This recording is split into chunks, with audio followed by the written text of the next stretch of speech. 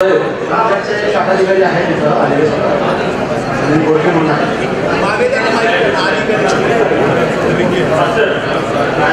पाणी कमी होतं त्यामुळे शेतीला पाणी द्यायचं चालत होतं शिल्लक पाणी होतं पिण्याच्या योजनांसाठी राखीव ठेवलं होतं ते वापरलं होतं नाही. त्यांचा मुद्दा जो आहे तो क्लिअर करावा आणि आज आमसभेच्या ठरावाच्या माध्यमातून आपण सगळी माहिती आहे ना पब्लिकली आहे ना त्या ठिकाणी अनाऊन्स करावी प्रेस नोटच्या माध्यमातून ज्यामध्ये जून 2023 पासून आतापर्यंत जून 2024 पर्यंत नाझरे धरणामध्ये किती पाणी पुरवठा होता त्यापैकी पिण्याच्या पाण्यासाठी किती पाणी दिलं कारण सगळ्यात पहिलं प्राधान्य पिण्याच्या पाण्याला त्यानंतर शेतीच्या पाण्यासाठी किती दिलं आणि त्यांनी म्हटल्याप्रमाणे कारखानदारीसाठी किंवा MIDC साठी किंवा त्या ठिकाणी वेगवेगळ्या कारखान्यासाठी किती पाणी दिलं ह्याचा डाटा आपण एक आठवड्याच्या आतमध्ये प्रेस नोटच्या माध्यमातून सगळ्यांना पब्लिक करावा हे आमसभेच्या माध्यमातून हा ठराव आम्ही तुम्हाला देतो आहोत.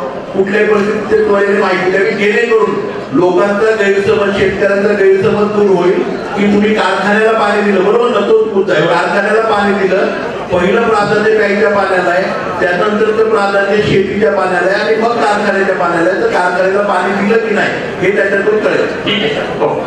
बरोबर बरोबर ना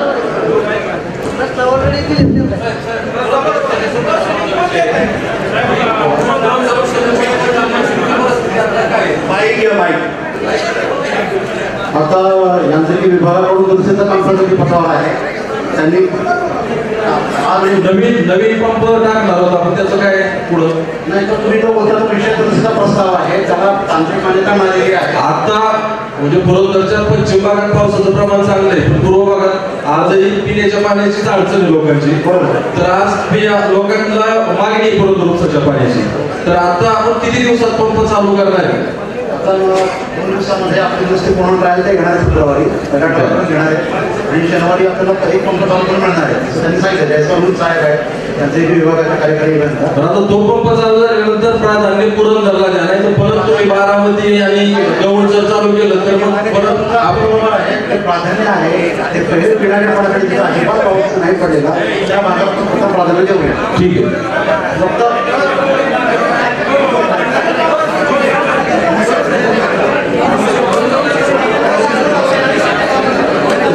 विषय की पुरंदरच्या पूर्व भागामध्ये नावडी कोळवे मावडी या ठिकाणी अजूनही टँकर चालू आहेत तर आपणास एक विनंती आहे की जे पंप चालू झाल्यानंतर त्या ठिकाणी आम्हाला थोडं उपशाचं पाणी त्या पद्धतीने मिळावं. धन्यवाद.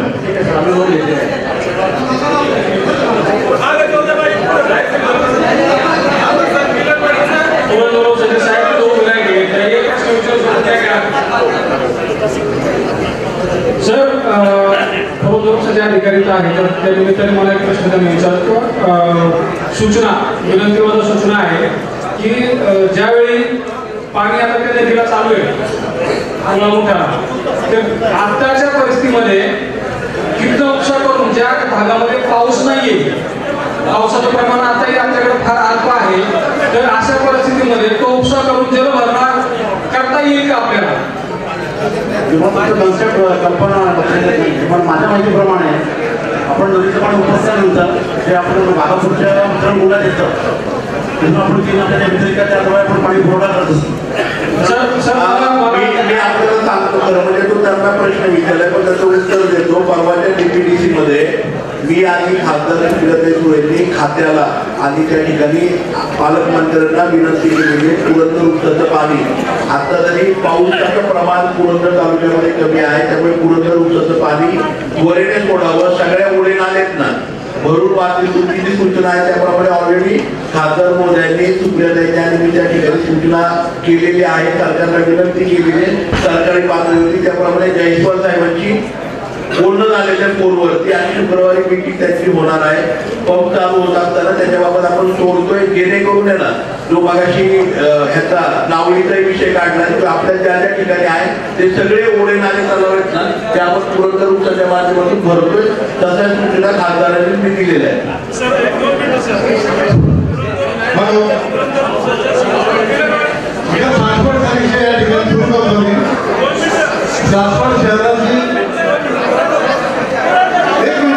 पुरंदर तालुक्याचे सगळे प्रश्न पत्रकार मांडत असतात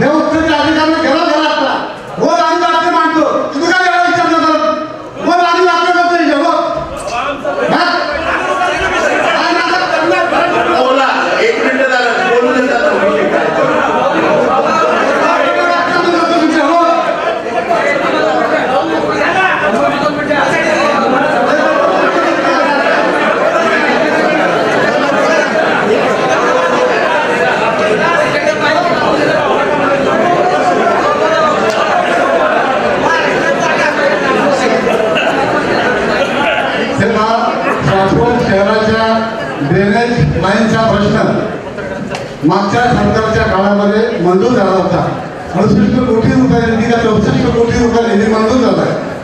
सासवड पालिकेने नैसर्गिक रचनेनुसार प्रथम वाढीव आर्थिक तिचं काम गटाराचं पूर्ण केले आणि गावात सगळं काम पेंडिंग आहे. ते रस्ते पेंडिंग आहे, त्यामुळे ड्रेनेज होत नाही. ड्रेनेज जागा रस्ते करत नाही. रस्त्यावर सगळी गटार घाण ड्रेनेजचं पाणी येते. नगरपालिका मुख्य अधिकारी ताबडतोब त्याचं उत्तर द्यावं की ही योजना काय आढळली, कशामुळे आढळली योजना. एवढी बक्षिसे मिळतात पालिकेला, पैसे मिळत ना. दरवर्षी नंबर काढला पाहिजे, हे रुपये नाही तुमच्याकडे. सासवड नगरपालिकेची भुयारी गटार योजना ही 2019 साली कार्यान्वित झालेली आहे आणि त्या महाराष्ट्र राज्य नवरत्न अभियानमधून 2 फेजमध्ये मंजुरी आहे. आता ते पहिल्या फेजचं काम चालू आहे वाढीव हद्दीतलं, परंतु त्याचा मक्तेदार जो आहे तो तसा पाहिजे असा प्रतिसाद देत नसल्या कारणानं काम जरा दीर्घायी झालेले आहे. मागील 15 दिवसापूर्वी आमदार महोदय आणि आम्ही MGPचे अधिकारी या सगळ्यांनी बसून बैठक घेतलेली आहे आणि त्या बैठकीमध्ये निर्देशानुसार त्याला फक्त 30 दिवसापर्यंतची मुदत दिलेली आहे, नाहीतर त्याच्यावर आपण कारवाईचं प्रस्तावित केलेलं आहे. सर ठीक आहे, पहिली योजना जाऊ द्या. गावठाणं कधी काम सुरू करणार, हेचं काम पूर्ण झाल्याशिवाय पुढच्याला निधी मिळत नाही. त्याच्या कामात एवढे त्रुटी असताना तुम्ही त्याला सोडला का कधीवर की 2030 साली काम पूर्ण झालेलं होतं. आज 24 साल उजाडले, गावठाण कुठेही काम झालं नाही. केबलचं काम झालंय, नको ते खड्डे घालून ठेवतात गावात. कुठला रस्ता झाले सांगा. आता मार्गावर जावा गतीपर्यंतच्या, तुम्ही साधून दाखवा काय. आता कसं आहे, ते पहिल्या फेजचं काम पूर्ण म्हणजे फक्त आता STP वगैरेचं काम राहिलेलं आहे. काम करतं काय, नगरसेवकांची बॉडी नाही आहे, तुमची कारवाई तुमच्या हातात, तुम्ही काय लक्ष घाल त्याच्यामध्ये. आता आहे, आपण आता त्यांना फक्त शेवटचे 30 दिवसाची मुदत दिलेली आहे, नाहीतर आपण त्यांचे ब्लॅक लिस्टिंग करणे किंवा त्यांच्यावर ठेकेदारांना लाडू नका तुम्ही. नक्की ठेकेदारांना नगरपालिकेने लागलेली नक्की येस.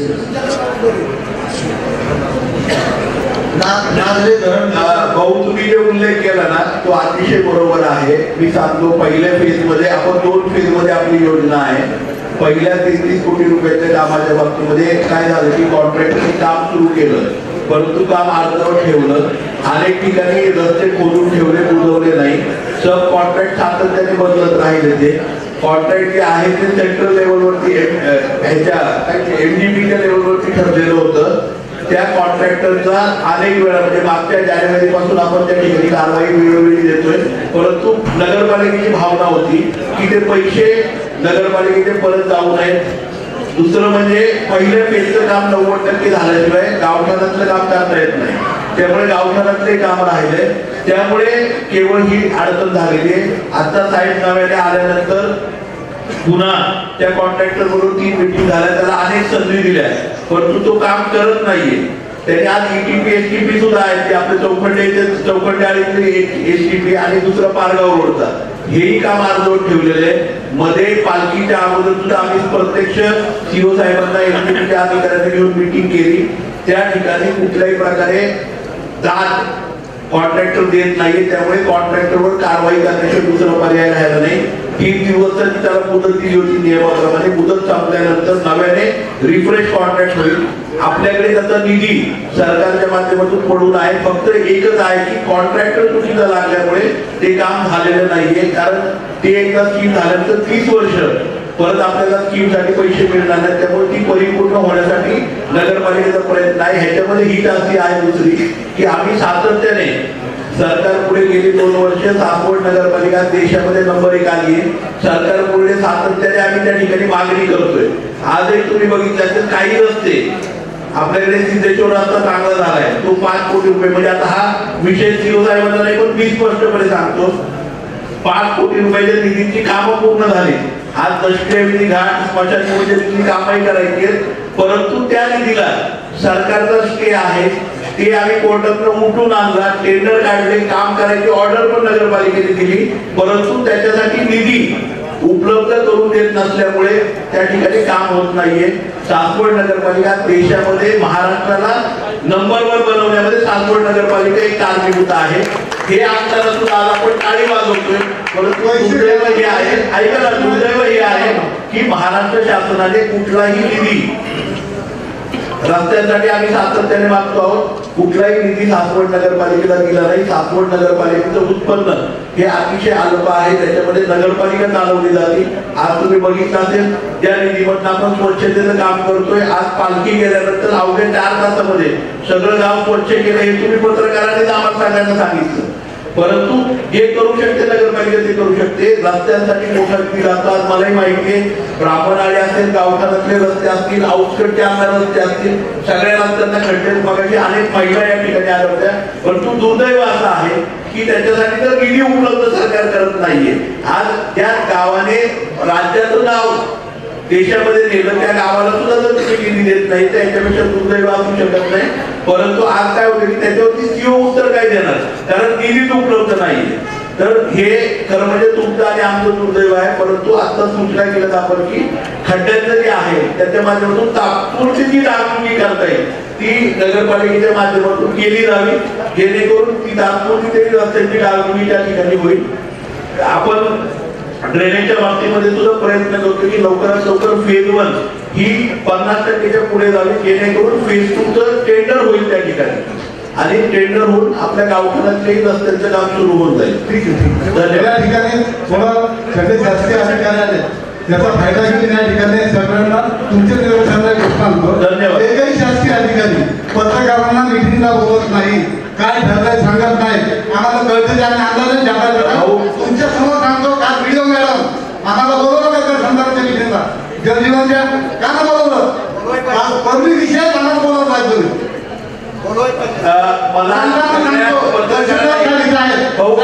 ऐका ना, मला सगळ्या पत्रकारांना टाकोडे साहेब, भाऊ, आपल्या सगळ्यांना शिंदे साहेब, सगळ्यांना विनंती करायची, सगळे पत्रकार इथे आहेत.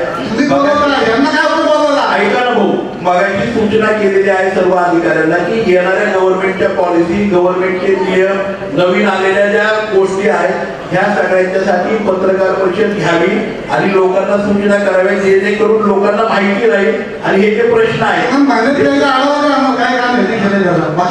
आता ते चहा प्यायला आणि पत्रकार परिषदेचा नगरपालिकेला शेवटचे सगळे पैसे आलेत का विषय मंजूर करू आपण एकदा आणि त्यानंतर आहे ना नगरपालिकेचे पैसे आलेत का, पारितोषिक मिळाले गव्हर्नमेंटचं, सगळे पैसे आलेत का? एक पक्षीचे पैसे आले नाही. अजून 2-3 टप्पे त्याचे बाकी आहेत. सगळी बक्षिसाची रक्कम आपल्याला अजूनपर्यंत उपलब्ध झाली मांडलेला आहे. ऐका ना, सासवड नगरपालिकेने सांगणार तो घेऊ आपण विषय. तो विषय खूप गहन आहे. निधी नागरे धरण प्रकल्पामध्ये आमच्या 40 वर्षापूर्वी जमिनी आणि घरं गेलेली होती आणि 40 वर्षानंतर अजूनही त्यांनी जे प्लॉट दिलेले आम्हाला जमिनी जागा घराला राहण्यासाठीच्या जागा दिल्या 40 वर्ष झाले अजूनही नावाला शासनाच्याच नाव आहे. त्याच्यामुळे आम्हाला कुठले काय तिथं सरकारी काय घ्यायचं म्हटलं तर काही हे करता नाही. आम्ही आमच्या स्वतः मान्य करतो. आम्हाला कुठले कर्ज काढता येत नाही तर कुठले काहीच करता येत नाही. 40-43 वर्ष होऊन गेली. त्या महाराष्ट्र शासन हे प्लॉटला आहे ना, प्रत्येक प्लॉट जे वाटप केलेले त्या प्लॉटला सनद किंवा काय असं हे केलेलं नाही, त्याच्या उत्तरे किंवा काही तयार झाले त्याच्या सनद झाल्या पाहिजे. त्याला प्रत्येक स्वीकार दिलं पाहिजे. संपूर्ण प्लॉट सगळा अख्खा महाराष्ट्र शासनाच्या नावाने तो प्रत्येकाच्या नावामध्ये झाला पाहिजे. 40 वर्ष झाले त्याच्या मागण्यात झाले तर मागतोय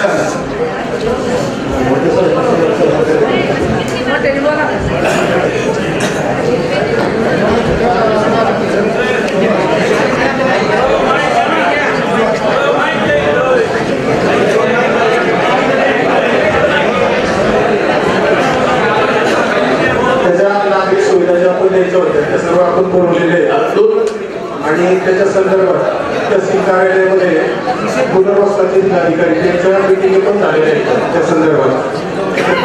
हा म्हणजे प्लॉट त्यांचं त्या आदेश त्यांनी दिलेले आहेत त्यांना, त्याच्यावर 3 मिटिंग झाल्या होत्या आपल्या.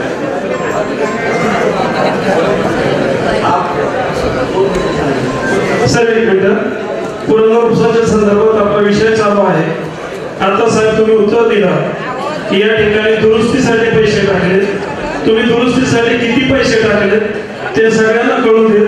दुसरी गोष्ट अशी, याच्यापूर्वी देखील सर तुमच्या माध्यमातून दुरुस्ती झाली, त्याच्यानंतर ती दुरुस्ती किती काळ टिकली आणि त्याला किती खर्च झाला आणि आता परत तुम्ही दुरुस्तीवर पैसे टाकता, त्याच्यापेक्षा त्या ठिकाणी इतक्या वर्षाच्या त्या मोटरा तुम्ही रिवाइज एस्टिमेट करून त्या नवीन मोटर टाकल्या गेल्या पाहिजे होत्या आणि हे काम पावसाळ्यात झालं पाहिजे होतं, जेणेकरून पुरंदर उपसाच्या पाण्याची आवश्यकता ज्या कालखंडामध्ये असते त्या कालखंडामध्ये पाणी मिळू शकलं असतं. तुम्ही पावसाळ्यामध्ये दुरुस्ती करत नाही आणि नंतर एस्टिमेट करता आणि ज्या वेळेस लोकांना पाण्याची आवश्यकता आहे त्यावेळेस तुम्ही दुरुस्ती काढता. आज गेल्या वेळेची दुरुस्ती झाली, त्याच्यानंतर 1 महिनाभर देखील तुमच्या मोटर नीट चालल्या नाही. मग हा प्रश्न पडतो की दुरुस्ती काय ठेकेदारांच्यासाठी आहे का? त्या ठिकाणी जे काय ठेकेदारांना पोचण्यासाठी हा पैसा टाकला जातो का? आता सुद्धा तुम्ही परत दुरुस्तीसाठीच पैसे टाकता. ज्या वेळेस पुरंदर उपसा चालू झाली त्यावेळेच्या मोटरा आज तागाय तुम्ही दुरुस्तच करताय. नवीनचं कधी प्लॅनिंग करणार आहे, नवीनचं कधी एस्टिमेट होणार आहे आणि शेतकऱ्यांना त्याचं खऱ्या अर्थाने कधी न्याय मिळणार आहे. आज त्या ठिकाणी 10 कोटी रुपये नदीला बंधारा घालण्यासाठी टाकले सर, नदीला भिंत घालण्यासाठी. ते पैसे जर मोटरांच्या वर वळवले असते तर जी काय आवश्यक गरज आहे त्या मोटरांची ती न लक्षात घेता तुम्ही सुद्धा सगळे अधिकारी ठेकेदार जोपासण्यासाठी ते पैसे भिंतीला टाकता. आज मोटरांच्या वर टाकणं गरजेचं होतं. पूर्व पट्ट्यात जर आज बघितलं तर पश्चिम पट्ट्यावर जाऊ नका, सासवड पर्यंत पाऊस चांगला असतो. रेल्वेच्या खाली पावसाचं प्रमाण अत्यल्प आहे. आज सुद्धा टँकरची गरज आहे. व्हिडिओ मॅडम आज तुम्ही सरांच्या शेजारी बसलेला ग्रामपंचायतीचा उपसरपंच आमचा इथे आहे, त्या ठिकाणी तुम्ही सांगितले टँकर बंद करायचे. आज टँकर बंद केले. गायांचे गोठे आमच्या भागामध्ये मोठ्या प्रमाणावर आहेत. पिण्याच्या पाण्याचं दुर्भिक्ष आहे आणि तुम्ही ऑर्डर करता, तुम्ही स्थळ पाणी नाही आहे ना, त्या तालुक्याचाच भाग आहे ना आमचा भाग म्हणजे सुद्धा. आज तुम्ही स्थळ पाणी न करता सासवडला त्या पावसावर, गराड्याच्या पावसावर गराडे धरण भरलं याच्या उद्देशानं पूर्वेकडच्या पट्ट्यामध्ये टँकर बंद करता का? अधिकारी म्हणून एक जबाबदारी स्वीकारा, स्थळ पाणी करा आणि नंतर टँकर बंद करा. पुरंदर उपसाचं पाणी आज आवश्यक आहे, त्या भागामध्ये तुम्ही सोडत नाही आणि आज तुम्ही एस्टिमेट करता, दुरुस्तीचे करता. आज तुम्हालाही लक्षात यायला पाहिजे त्या मोटरांचं लाईफ किती आहे आणि आपण कोणतं एस्टिमेट केलं पाहिजे. मग अधिकारी आणि ठेकेदार यांचा संगनमत आहे असं सर्व आमच्या त्या पूर्वपट्ट्याच्या शेतकऱ्यांचं मतच बनलेलं आहे. आमदार साहेब आपण त्या दृष्टीनं प्रयत्न करावे. पंप दुरुस्ती आणि भविष्य आणि आता आपण त्या गोष्टी झाल्या कारवाई करा, कारवाई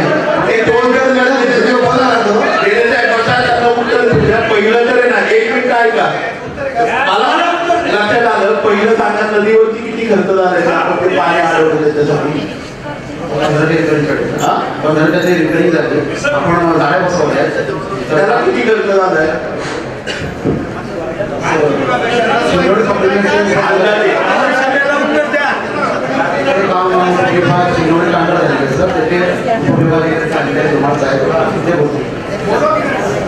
नमस्कार,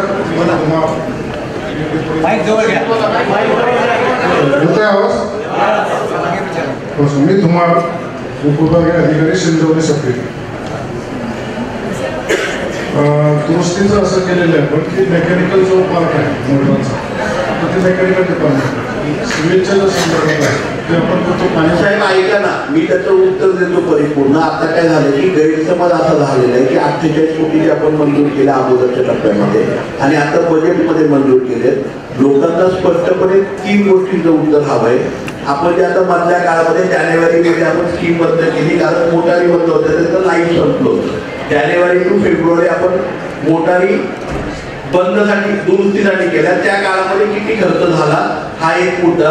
आणि नदीच्या तिथे ना, नदीच्या तिथं नाही का आपण ते कचरा साठायचं म्हणून सगळे जाळे आणि त्याचं काम करून घेतलं, त्याच्यासाठी किती खर्च झाला एवढा अमाऊंट झाला. बाकीची मी त्यांच्या उत्तराचं हे आम्हाला कळतं. बरोबर त्यासाठी आपल्याला 40 लाख रुपये खर्च झाले नदीच्या ह्याच्यासाठी. आणि मोटारीच्यासाठी किती खर्च झाला आपल्या दुरुस्त करण्याला? मेकॅनिकलचा खर्च नाही, मेकॅनिकलचा खर्च नाही घ्यायचा. 1 मिनिट ऐका ना चेअरमन. आता मी ना खरं म्हणजे अधिकाऱ्यांनी याचं उत्तर दिलं पाहिजे पण तो एक मिनिट मी देतो आणि त्यानंतर काही चुकीचं राहिलं मी बाजू घेतोय असं बिलकुल नाहीये. मी फक्त आपल्याला म्हणजे या तालुक्याचं लोकप्रतिनिधी म्हणून सांगतो 2003-4 साली ही योजना पवारसाहेबांच्या माध्यमातून सुरू झाली. ती स्कीम झाल्यानंतर 2014 नंतर या स्कीमवरती कुठल्याही प्रकारची आपण देखभाल दुरुस्तीसाठीचा खर्च झाला नाही. त्या स्कीमची आणि त्या मोटारीची लाईफ म्हणजे त्यांचं जीवन जे असतं आपल्याला माहिती आहे. आपण व्हिडिओवरती मोटारी लावतो त्यांचं जीवन हे जवळपास संपलेलं होतं. 2023 साली जानेवारी महिन्यामध्ये आपली स्कीम सुरू झाली. 2024 जानेवारी पर्यंत सातत्याने आपल्या मोटारी चालू होत्या. कधी मोटर बंद राहायची कधी चालू राहायची. दुसरं म्हणजे या स्कीम मध्ये आपण बघितलं असेल डिसेंबर महिन्यामध्ये आणि नोव्हेंबर महिन्यामध्ये दिवाळीच्या नंतर सातत्याने कचरा साचला जायचा आणि आपण 2-2 अडीच टन कचरा त्यातनं काढायचो कारण तिथे जाळी नव्हती. त्यामुळे आपण काय केलं की ते 48 कोटी रुपये आपल्याला मंजूर होते. त्यातले 40 लाख रुपये खर्च करून ती जाळी नदीवरचं काम आहे ना ते आपण करून घेतलं जेणेकरून कचरा येऊ नये. कारण अशी परिस्थिती पुरंदर उसाच्या बाबतीत कधी नव्हती. कारण पाणी आहे ना जरी पुण्याला कमी पडलं तरी सुद्धा सातत्याने नदीला खराब पाणी हे सातत्याने मिळत होतं. परंतु एकदमच गाळाकडे गेल्यामुळे कचरा सगळा येत होता. त्यामुळे सातत्याने तो खर्च झाला. त्या काळामध्ये जवळपास 18 लाख रुपये लोकसहभागातून आपण तो कचरा काढला आणि 40 लाख रुपये ना फक्त त्या स्कीम मध्ये आपण खर्च केले आणि 40 लाख रुपयांची दुरुस्ती केली. त्यानंतर मोटारी ज्या आहेत आपले पंप त्या पंप दुरुस्तीसाठी आले होते आणि 2 मोटारी आपल्या झाल्या 4 पैकी बरोबर ना. आणि आपल्याला अडचण आली स्कीमला म्हणून जानेवारी मध्ये आपण त्या ठिकाणी ब्रेकडाऊन घेतला.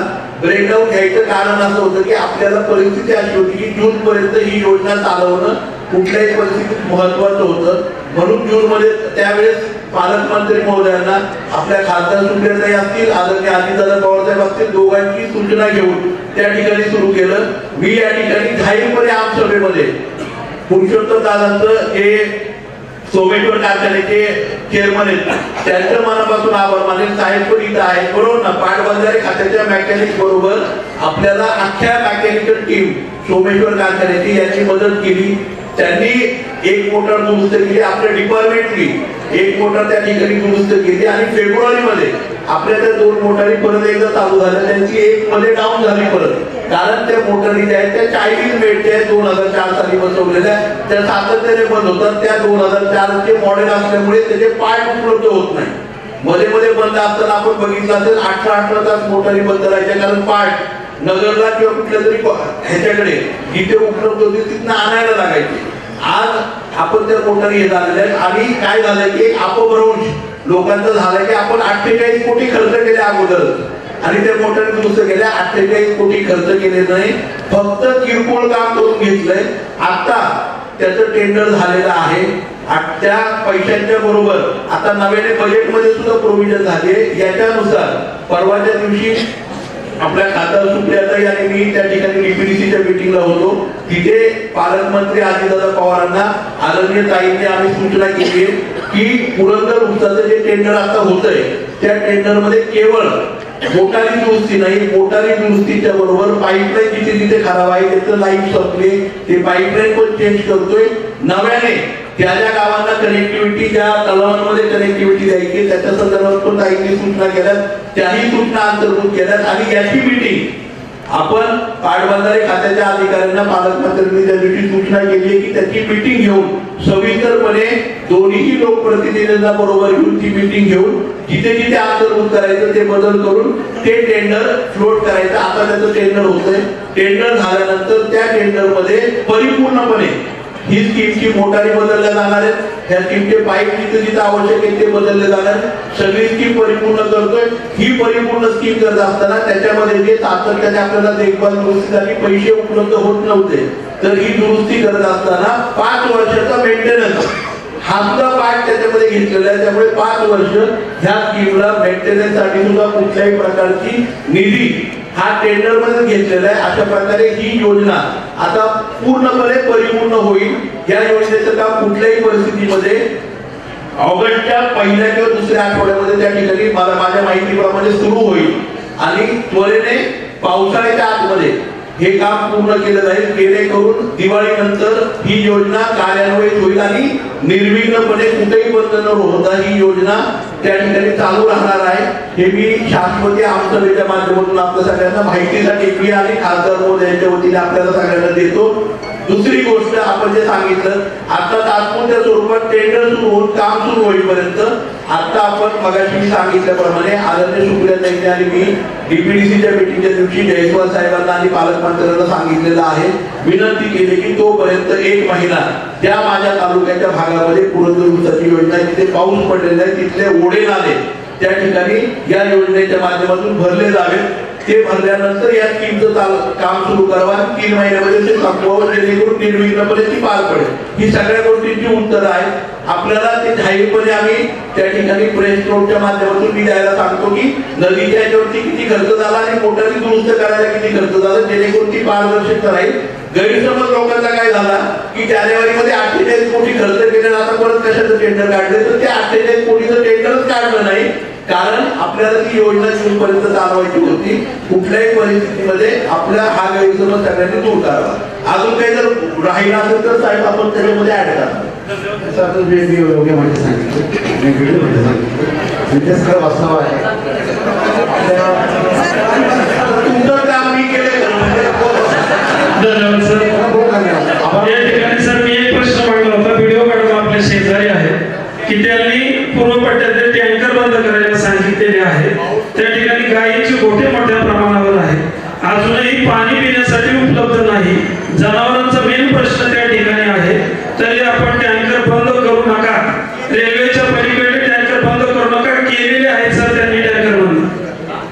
ज्या ठिकाणी पुरेसा पाऊस पडलेला आहे त्या ठिकाणचे टँकर बंदचे पत्र सरपंचांना मागितले होते. ज्या ठिकाणचे पत्र प्राप्त झाले त्या ठिकाणचे टँकर बंद केलेले आहेत. आज रोजी तालुक्यामध्ये 60 टँकरनी पाणी पुरवठा सुरू आहे. मॅडम आमच्या पट्ट्यात नायगाव आणि पिसावरच्या पट्ट्यात पाऊस नाही तरी टँकर बंद केले तुम्ही. त्या गावाचं नाव सांगा, मी परत पाहणी. नायगाव गाव आहे, मी काय एका गावाचं नाही सांगत, रेल्वेच्या पलीकडं सर्व गावांना उपसरपंच आमच्या गावचे इथं उपस्थित आहेत. तुम्ही तिथं टँकर बंद केलेत. जर्सी गायींचं प्रमाण त्या भागामध्ये मोठं आहे, दुधाचा व्यवसाय मोठा आहे. आज जनावरांचा प्रश्न निर्माण झालाय, लोकांना पियाला पाणी नाही, तुम्ही स्थळ पाणी न करता टँकर बंद करताय. पुन्हा एकदा पाहणी करून पाणी आले.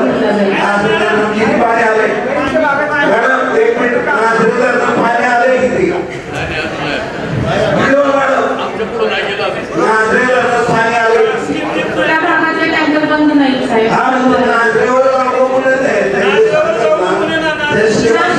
ग्रामपंचायतचं लेखी पत्र आल्याशिवाय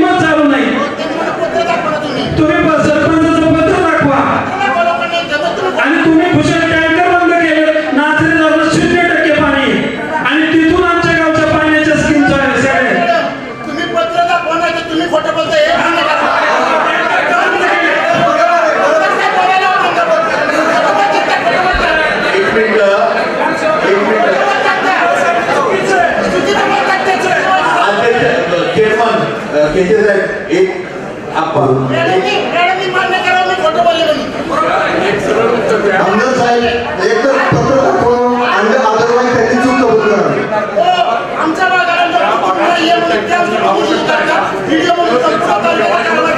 आपण आमसभेमध्ये ठराव करू प्रत्येक ठिकाणी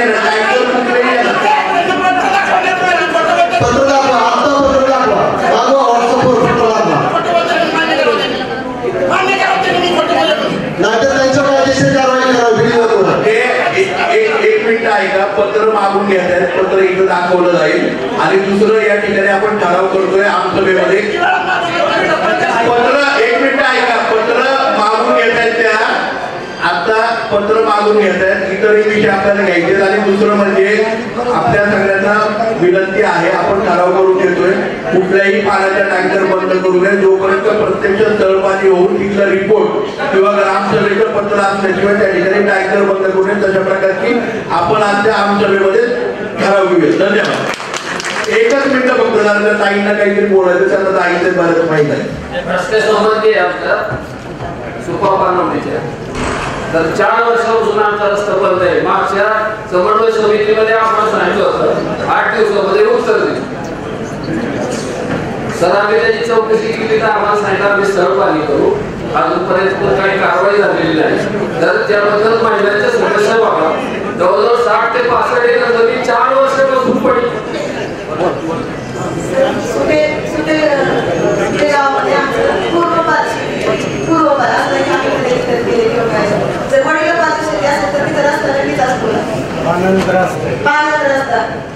तर त्या ठिकाणी म्हणजे रस्ता आहे परंतु एक नवीन शाळा झाली इंग्लिश मिडियमची इंग्रजी माध्यमाची शाळा झाली आणि त्या लोकांनी आमचं पूर्ण रस्ताच बंद केलाय. त्यांनी जवळजवळ इमारतीची उंची आहे आणि त्याच्यामध्ये आमचं क्षेत्र आहे तिथे जर आम्ही शेती करताना जर काय टाकलं किंवा आम्हाला काय झाली किंवा आम्हाला रस्ताच नाही आहे पहिली गोष्ट आम्ही त्याच्याही पुढे जरी नुकसान करायला जबाबदार आमची शेती पण आहे आम्ही कसं जरी काय झालं आम्हाला पडीक नाही ठेवायचं आमचं पोट त्याच्यावर त्यामुळे आम्ही खांद्यावर लावताना काय करून करतो पण तुम्ही खूप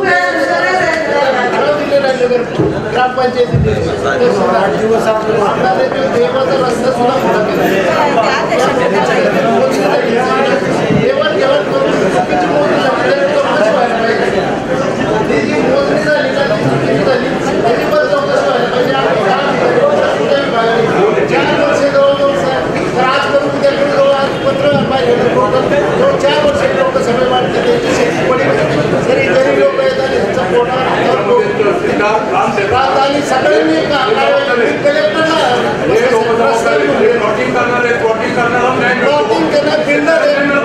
PMRDला सुद्धा 5 मजली बिल्डिंग उभी राहिली सर आणि जो रस्त्याच्या मधून निवडतात आम्ही आता काय करतो एवढाच रस्ता तिथं बिल्डिंग काहीच बंद केलं आम्ही रस्ता दिलेला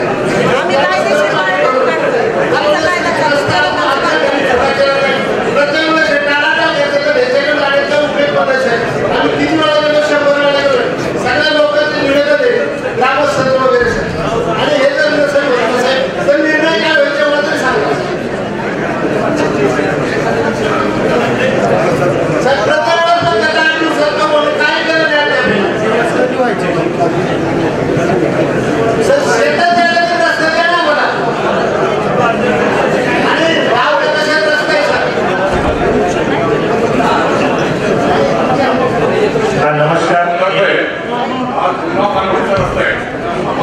नवीन रस्ता आपण 83 साठी केला हा माझा जुना पाणवडीचा रस्ता तो आहे नकाशामध्ये आहे आणि नकाशामध्ये असताना सुद्धा तो रस्ता आजची प्लॉटिंग वाल्यांनी बंद केलाय.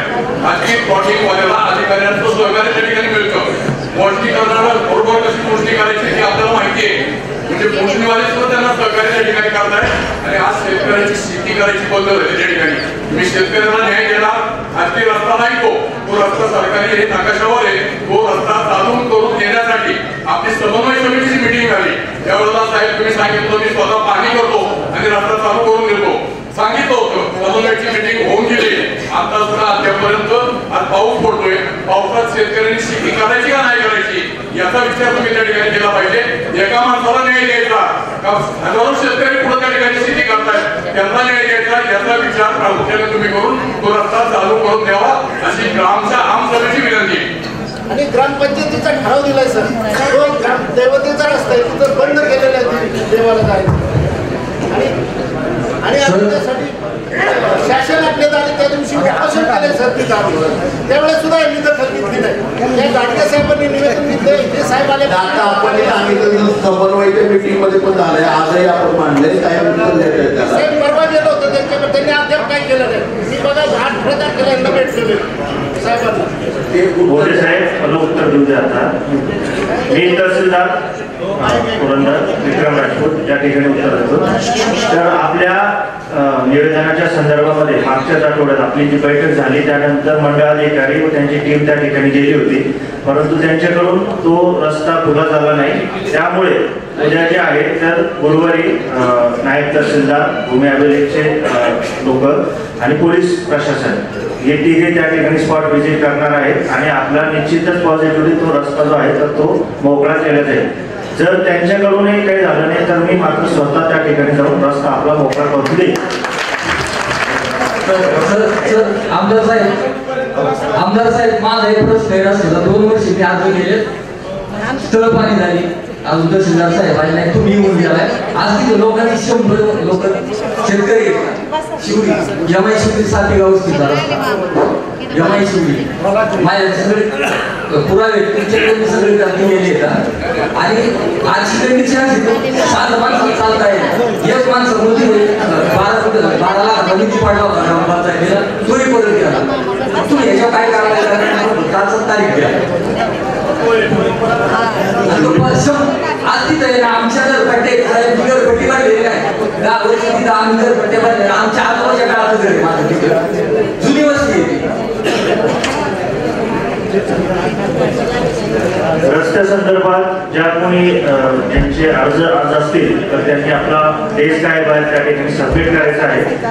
8 दिवसामध्ये जे आहे तर आपलं त्या ठिकाणी त्या रस्त्यांवरती निर्णय घेण्यात येईल. मंडळाधिकारी त्या ठिकाणी स्वतः जाऊन आपले रस्ते जे आहेत तर मोकळे करून देण्यात येतील. माझ्या योजनामध्ये ग्रामपंचायतीने ठराव झाला 24 ते 22 कोटी ग्रामपंचायत पांढर रस्ता, पांढर बोंगोली फटाणे निकम वस्ती 28 एकराचा गट आहे आणि तिथे 4-5 वस्ती आहेत.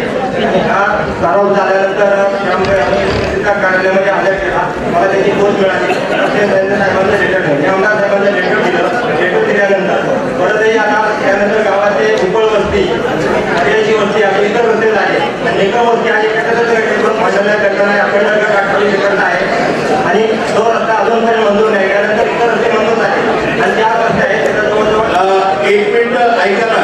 आपण आता जे निवेदन दिले 1च मिनिटाला काय होईल की काही मूळ मुद्दे बाजूला जातील. तर आज आपल्याला विनंती आहे, बाहेर एक डेस्क पण ठेवलेला आहे. आपण रस्त्यांच्या बाबतची जी निवेदन आहेत आपली पानंद रस्ता किंवा त्या रस्त्याची पाहणीच्या बाबतीतली ती निवेदन आपण बाहेर डेस्कवरती दिली, त्यातनं पोच आपण कृपया घ्यावी. आदरणीय तहसीलदार साहेबांनी आता काय सांगितलं की रस्त्याच्या बाबतची निवेदन द्यावी. आपल्याला त्या ठिकाणी तहसीलदार ऑफिसच्या माध्यमातून डेट दिली जाईल. त्या दिवशी ते प्रत्यक्ष स्थळ पाहणीसाठी येतील आणि त्याच्याबाबतचा निर्णय घेतील. धन्यवाद. तर त्यामुळे माईकवरती रस्त्याच्या बाबतीत न देता आपण निवेदन आहे ना ते डेस्कवरती द्यावीची विनंती. राष्ट्रीय महामार्ग प्राधिकरणाचा विषय होता आपला पुणे पंढरपूर हायवे जो चाललाय 965चा नॅशनल हायवे पण आलाय.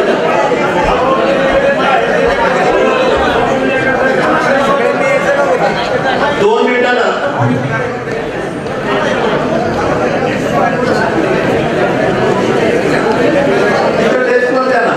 हो विनंती आहे सगळ्यांना. हे कागद तिथं दिलं ना तुम्हाला पोच पण मिळेल तिथे रस्त्याच्या बाबतीत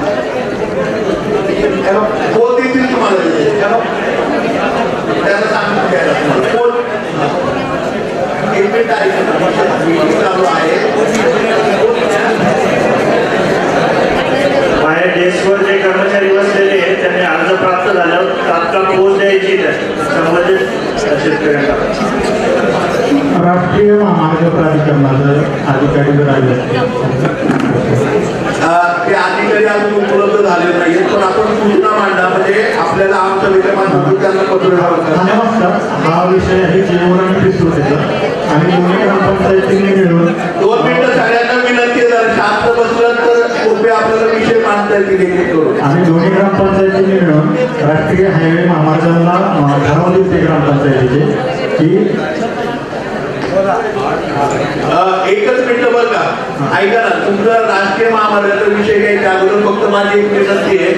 मागच्या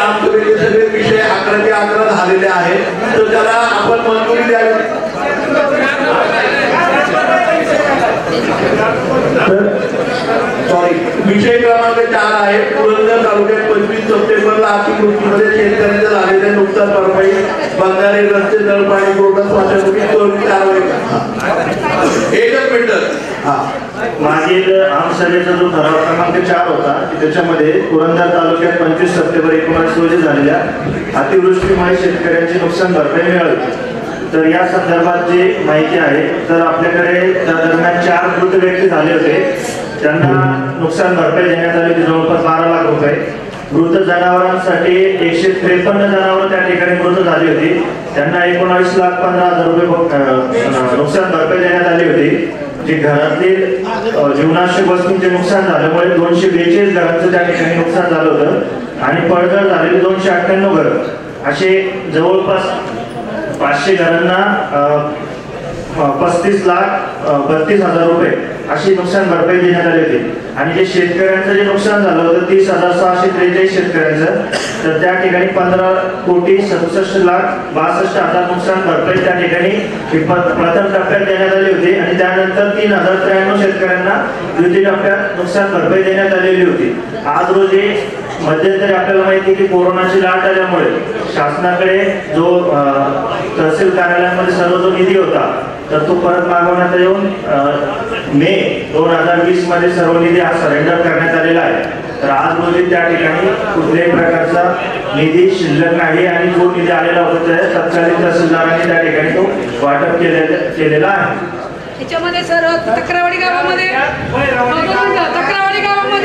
गाईचा गोठा पडून जनावर जाळली होती आणि ते तुमच्या तलाट्यांनी त्याची नोंद घेतली होती. आपल्या कार्यालयाला अहवाल दिला होता. तक्रारवाडीमध्ये गाईचा गोठा तिथे शेळी मेली होती, 2 जनावरे मेली. अद्याप त्या कुटुंबाला कुठलाच निधी मिळाला नाही. वैयक्तिक काही जर असे प्रस्ताव असतील तर कृपया तहसील कार्यालयाला द्या मला. मी त्या ठिकाणी शासन स्तरावर पाठपुरावा करतो. कारण आता नुकसान भरपाईसाठी निधी तहसीलला येत नाही. तो शेतकऱ्यांच्या अकाउंटला 2023 पासून तो शेतकऱ्यांच्या अकाउंटला डायरेक्ट डीबीटीच्या मार्फत येतो. आम्ही फक्त अकाउंट नंबर घेऊन त्या ठिकाणी शासनाकडे पाठवतो. त्यामुळे आज रोजी तहसील स्तरावरती त्या ठिकाणी निधी प्राप्त होते. तरी पण तुमचे वैयक्तिक असे जे काही प्रकरण असतील तुमचे कर्मचारी साहेब म्हणले हा निधी तुमच्या लोकांना मिळत नाही.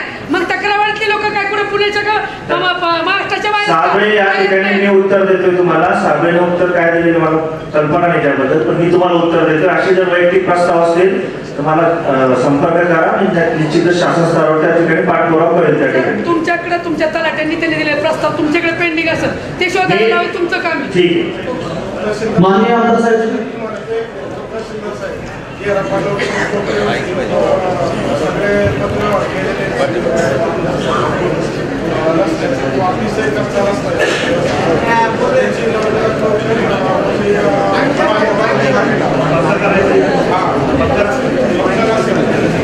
कच्चा रस्ता आहे पक्का करायचा आहे. थोडा कच्चा झालेला आहे. नंबर पडलेला आहे त्याला. ठीक आहे मॅडम बोलून घेतो. ठीक नंबर पडला असेल तर माननीय आमदार साहेब एकच मिनिटाचा अण्णा एकच मिनिट. काय झालं आता नायगावकर खेचे साहेबांनी हे आहे का हा तर ते पत्र जे आहे ते ऍक्च्युली 18/7 पाहिजे नायगाव ग्रामपंचायतीने सरपंच आणि ग्रामसेवकांच्या सहीने दिलेला आहे की सदर्व मौजे नायगाव येथील गावठाण व वाड्या वस्त्यांवरील पाणी पुरवठा करणाऱ्या मोठ्या क्षमतेचे टँकर बंद करण्याबाबत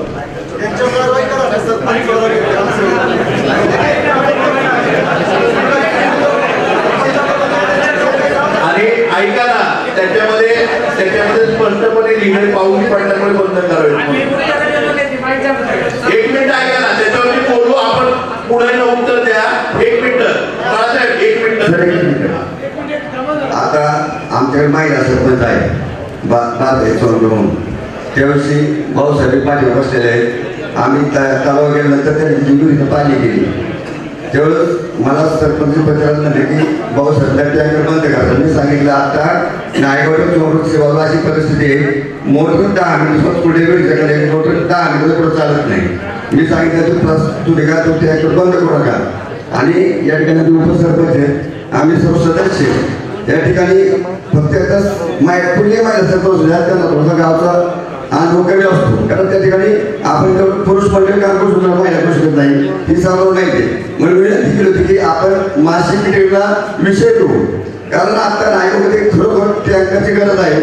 केवळ तुम्हाला सरपंच बनले आपले एक टँकर बंद करण्यासाठी बीडवरने पत्रकार मागितले, म्हणजे खऱ्या तर फक्त दुष्काळ आपलं काय बघावं हे काय समजत नाही.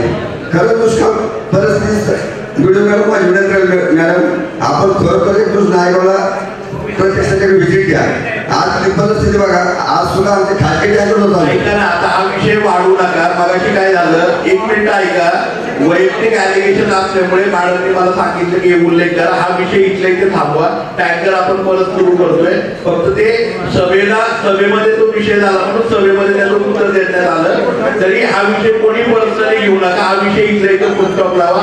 आपण मागाशी ठराव घेतलाय सगळे टँकर चालवण्याच्या संदर्भात, फक्त सगळ्यांच्या माहितीसाठी ते देणं गरजेचं होतं, म्हणून या ठिकाणी उत्तर दिलंय. कोण आता तुम्ही एक मगाशी तुमच्यासमोर एक अर्ज स्वरूपात एक अर्ज सादर केलेला आहे बघा. जेणेकरून की आपल्या वार्ड क्रमांक 2 गट क्रमांक 33A 2A आणि 1A मध्ये आम्ही प्रस्ताव केला होता की आमचे ऑनलाईन सातबारे दिसत नाहीये, जेणेकरून ऑनलाईन स्वरूपात आमचे कोणत्याही स्वरूपात सातबारे दिसत नाहीये. त्यासाठी आम्ही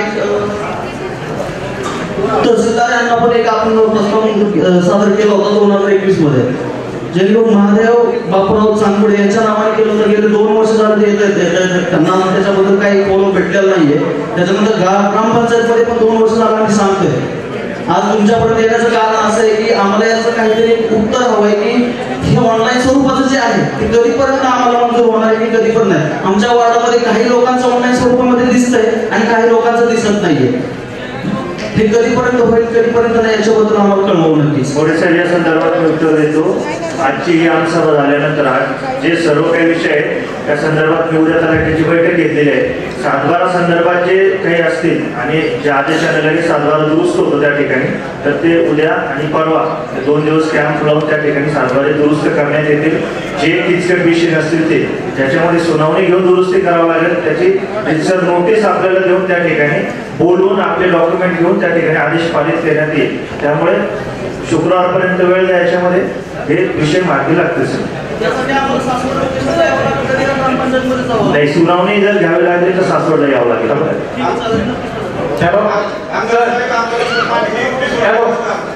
21 पासून माझी मागणी आहे, 21 पासून मागणी आहे, तरी अजूनपर्यंत काय झालं ना. 23 मध्ये आपल्याला निघाली केस काढली. आपल्या लोकांचा काही हा रस्ता आहे पूर्ण बंद आहे रस्ता, आणि 200 लोक बसले. मी पण आहे तुमच्याबरोबर. तहसीलदार साहेब स्वतः गेले, आमदार साहेबांनी स्वतः फोन केला. 8 फुटाचा रस्त्याचा आदेश दिलेला आहे, पण तो आदेशाची कारवाई होईपर्यंत समोरच्या पार्टीने तिथं तात्पुरतं शेड उभारले आणि ते शेड उभारला असताना यांच्या पार पोलीस कपडे झाल्या, यांना पोलीस अटक झाली, यांच्या मारामारी झाल्या. तोपर्यंत प्रशासनाने काही हालचाल केली नाही. कृपया आपल्या माध्यमातून तहसीलदार साहेबांना विनंती आहे की आमचा रस्ता हा त्या ठिकाणी खुला करावा. हा रस्ता होत असताना आमदार साहेबांच्या शेतीकडे जाणारा सुद्धा हा रस्ता आहे आणि त्या बाजूला जवळजवळ 70 ते 80 लोकांची राहायची वस्ती आहे आणि जवळजवळ 200 ते 250 एकर क्षेत्र आहे. तुम्ही कृपया आपल्याला विनंती आहे की आम्ही वारंवार त्या ठिकाणी पाठपुरावा केला पण काही झालेलं नाही. पण अन्यथा जर लवकरात लवकर आमचा निर्णय नाही घ्यायचा तर आम्ही वस्तीवरली सर्व लोक उपोषणाला आपल्या ऑफिसच्या समोर येऊन बसणार आहोत. आपल्याला विनंती की आपण लवकरात लवकर मागे काढू. हॅलो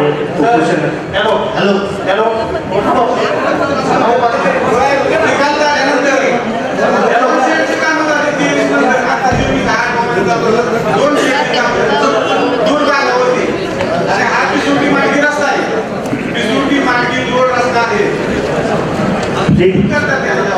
चालेल, मी बघतो त्याच्यामध्ये काय झालेलं आहे. ते मंडळाधिकाऱ्यांना पाठवू. रस्ता खुला करून देण्यात येईल. लवकरात लवकर लवकरात लवकर होईल.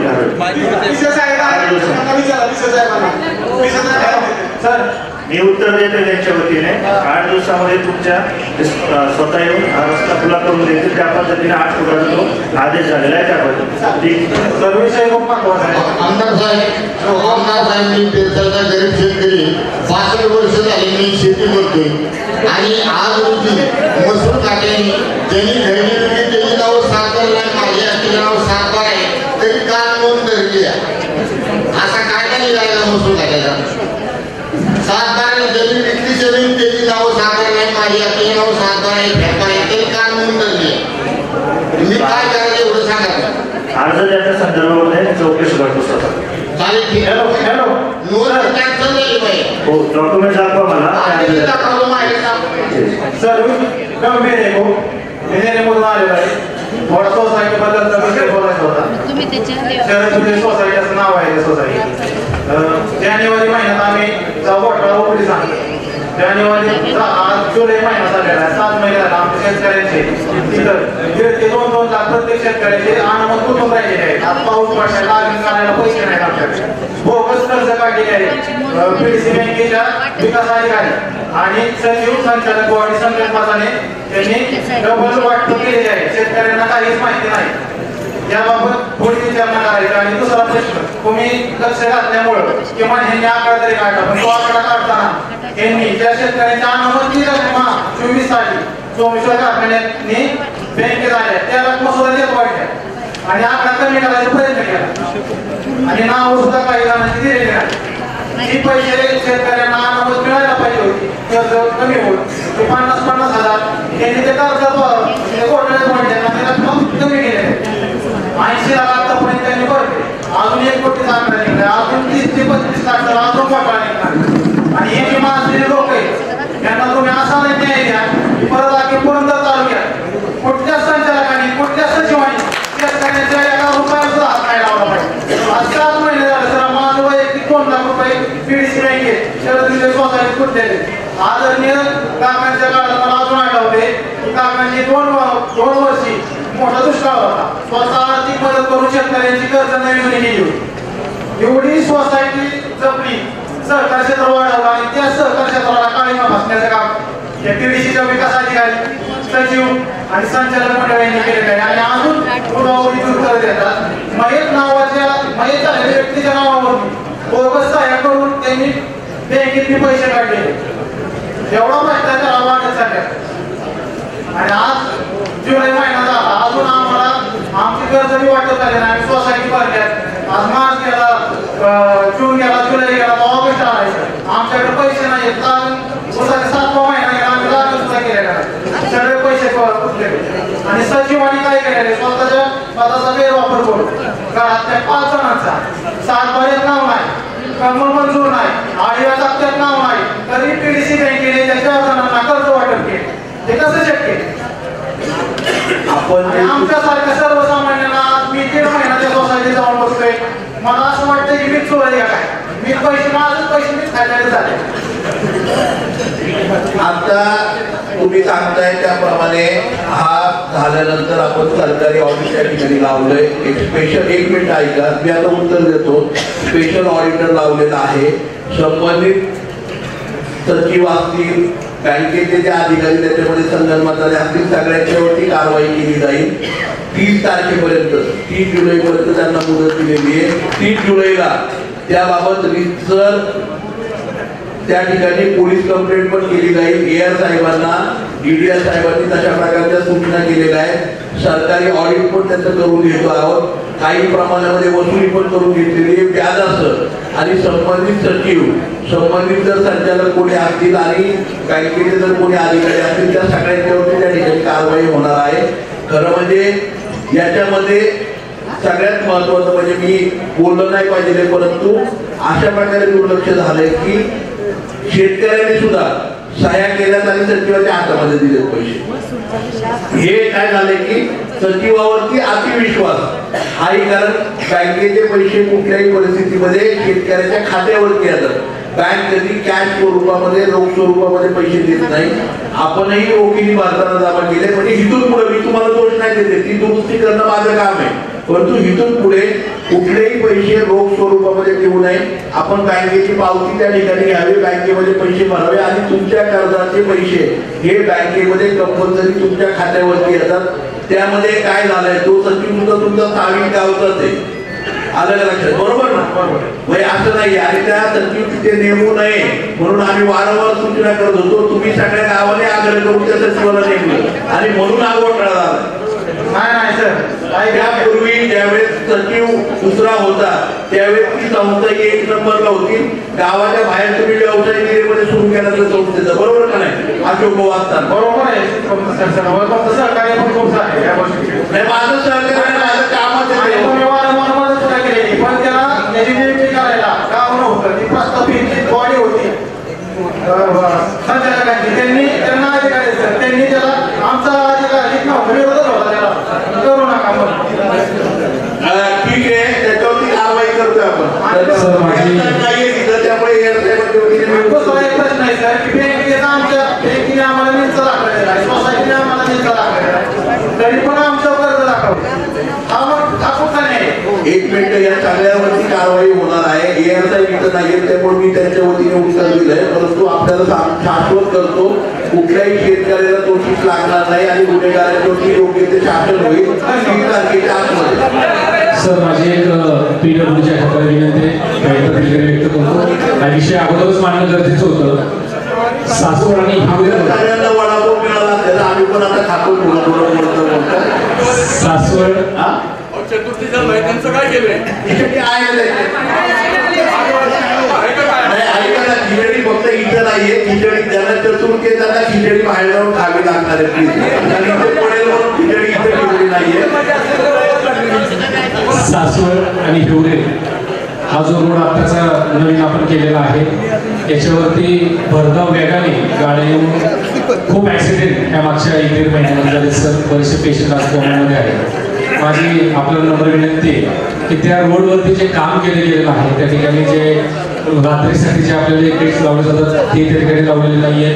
स्पीड ब्रेकरची देखील त्या ठिकाणी अतिशय गरज आहे आणि त्याचबरोबर त्या रोडला सुद्धा स्पीड ब्रेकरची गरज आहे. आणि आपला सासवडमध्ये देखील अजूनही DYSP ऑफिस असेल, त्यानंतर पोलीस स्टेशन असेल, या ठिकाणी देखील स्पीड ब्रेकरची गरज आहे. फील्डच्या अधिकाऱ्यांना माझी विनंती आहे की लोक जाण्यासाठी रस्ता केला आहे, लोक आता कायमची जात आहे, त्याच्यावरती कुठेतरी आपण कटाक्षाने लक्ष घालावं आणि सहकार्य करावं. धन्यवाद सर. PWC संबंधित विषय आहे.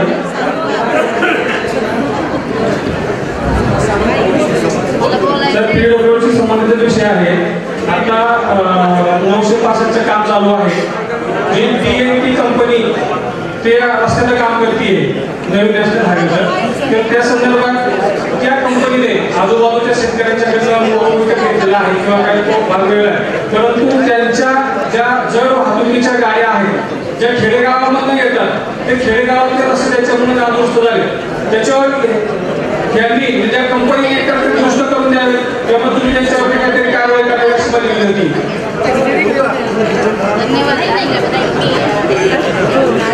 त्यांनी जो प्रश्न मांडला ना त्याला माझं देखील अनुमोदन आहे. सासवड सुपा रोडला खानवडी फाट्यापासून सासवड पर्यंत रस्त्याची काय अधिकारी कोण तिकडे आहे काय पाणी बिनी डोळे बिळे उघड्या डोळ्याने पाहता का नाही तुम्ही काय झाले? किती खड्डे किती काय ते हाय लेवलच्या हायवाच्या गाड्या फार रस्त्याने काय वाटोळं करून टाकलं आमच्या रस्त्याचं काय कसलं बंधनच नाही त्याच्यावर काय कसला काय केंद्रीय रस्ता आहे का त्याचा काय पावसाच्या ह्याच्यामध्ये आपण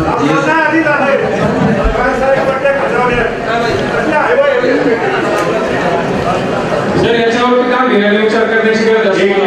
मॅडम, एक तर आहे ना जे रस्ते चांगले झालेले असले रस्ते तरी सुद्धा जरी नियम असला तरी सुद्धा आमची सगळ्यांची विनंती आज आमसभेच्या माध्यमातून प्रत्येक रोडवरती गावाच्या ठिकाणी प्रमुख ठिकाणी आणि जसं सासवडला सांगितलं तसं अनेक ठिकाणी कंपल्सरी त्या ठिकाणी वेगवेगळ्या गावाच्या ठिकाणी स्पीड ब्रेकर लावावेत. बरोबर ना? हा आमसभेमध्ये त्या ठिकाणी ठराव घ्यावा सगळ्यात पहिला PWDचा. दुसरा ठराव हा घ्यावा अनेक रस्ते जे ग्राम आहेत किंवा इगिमा आहेत गिमा आहेत अध्यक्ष त्या रोडला खूप मोठ्या हेवी व्हेकल त्या ठिकाणी जातात की त्या रस्त्यांची कॅपॅसिटी नाहीये. परंतु 10 टनाचा रस्ता केला आपण 40-40 टनाच्या गाड्या जातात. कुठल्याही परिस्थितीत ज्या गाड्या जातील त्या गाड्यांवरती कारवाई त्वरेने करावी. त्या ठिकाणी PWDने त्या रस्त्याची काळजी घेणे पीडब्ल्यूडीचं काम आहे. त्या ठिकाणी म्हणजे खडी मशीन असतील काहींच्या हायवा असतील किंवा दुरुस्ती आणि जे नॅशनल हायवेच्या कॉन्ट्रॅक्टरनी केले त्याला पत्र देऊन त्वरेने माझी विनंती आहे की त्या हायवाच्या बाबतीमध्ये कारवाई करावी, त्यांना सगळे रस्ते दुरुस्त करावे त्यांच्या खर्चाने, हे त्यांना सूचना त्या ठिकाणी करावी, तिथल्या रस्त्यांचं हे करावं. आणि पीडब्ल्यूडीने इथून पुढे तालुक्यातले कुठलेही रस्ते केबलला किंवा ह्याला खोदायला द्यायची परवानगी देऊ नये. आणि जर परवानगी द्यायची असेल तर त्या स्थानिक स्वराज्य संस्था ज्या आहेत ग्रामपंचायती, त्या ग्रामपंचायतीच्या किंवा ग्रामपंचायतीच्या ठराव असल्याशिवाय त्या ठिकाणी रस्त्यांना परवानगी देऊ नये. आणि कंपल्सरी पीडब्ल्यूडीचं काम आहे की हेवी व्हेकलचं ट्रॅफिक त्याच्यावरनं जाऊ नये. तर त्याबाबत तुम्ही कुठल्याही परिस्थितीत आज आम्ही ठराव करतोय, तुमची जबाबदारी लागली इथं काय करणार तर तेवढं तुम्ही सांगा, बरोबर ना? तेवढं तुम्ही सांगतो रस्ता कुठला आहे तो प्राथमिक जो आता मी ज्या रस्त्याने जा करतोय टू व्हीलरही चालू शकत नाही अशी परिस्थिती आहे. जो कुंभरवाचा कचरा डेपो आहे कामच्यामुळेतून तो 141ला रामा 141ला जोडला तो मुलाईवाडीकडे रस्त्यामध्ये एवढी वाईट अवस्था आहे की आपण टू व्हीलर चालू शकत नाही. तर कुठे आपण त्या कंपनीला समोर सांगून कारवाई करावी.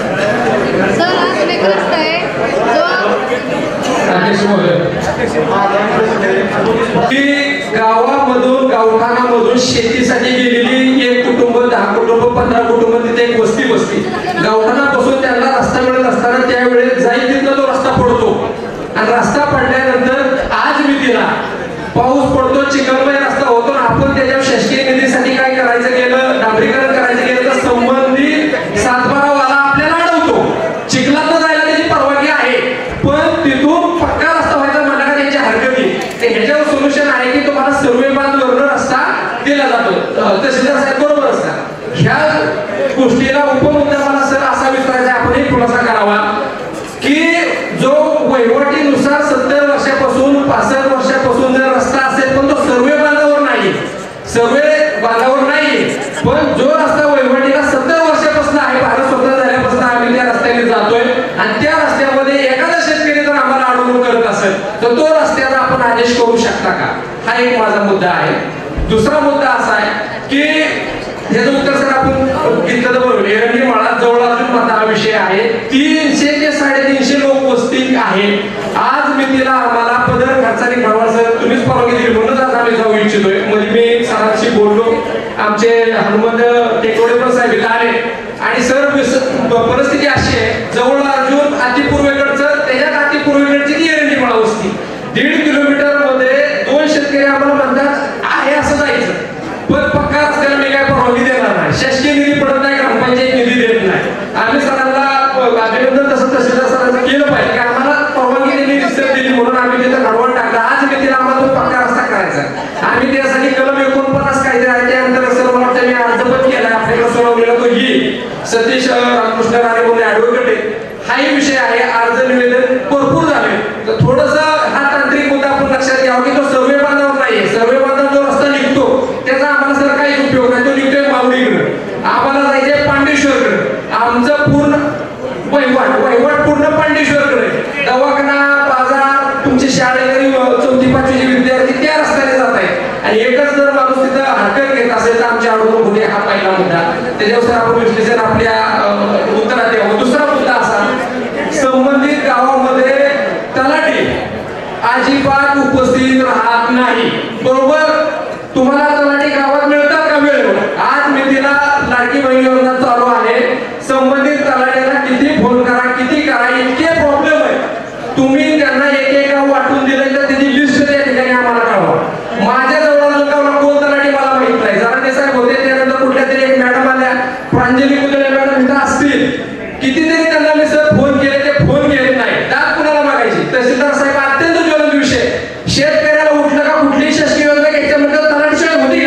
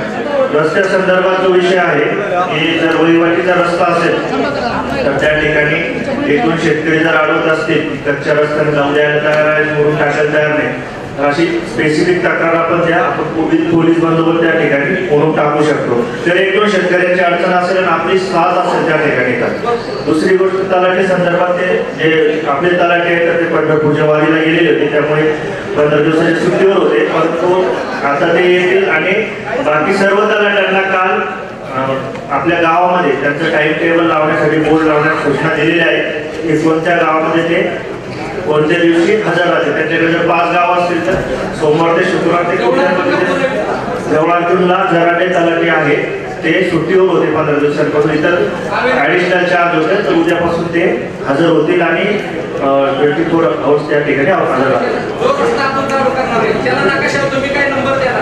नाकाशाला रस्ता तो फक्त तुम्ही स्वखर्चाने त्या ठिकाणी म्हणून टाकून घेऊ शकता. जर 1-2 लोक अडवत असतील तर त्या ठिकाणी आम्ही मंडळाधिकारी पोलीस प्रोटेक्शन तुम्हाला तो रस्ता म्हणून टाकण्यासाठी उपलब्ध करून देऊ, परंतु त्याला नंबर पडत नसतो कधी, तर नंबरसाठी वेगळी यंत्रणा आहे आणि त्या ठिकाणी ते देण्याचं काम करतात. आमदार साहेब ठीक विषय आहे. सासवडवरून जाणारा रस्ता जो आंबोडीच्या पूल आता जाऊन बघा कसली बिकट कसं झाली. टू व्हीलर आहे, मला वाटतं तुम्ही 3 मिनिटपर्यंत येईल म्हणून तिथून एवढा टेन्शन झाली परिस्थिती त्या पुलाची. मला वाटतं उंची वाढवायची गरज आहे, तेवढं एक केलं तर बरं होईल. आणि आता सध्या त्याची लवकरात नुसती हो हो ओढ्याजवळ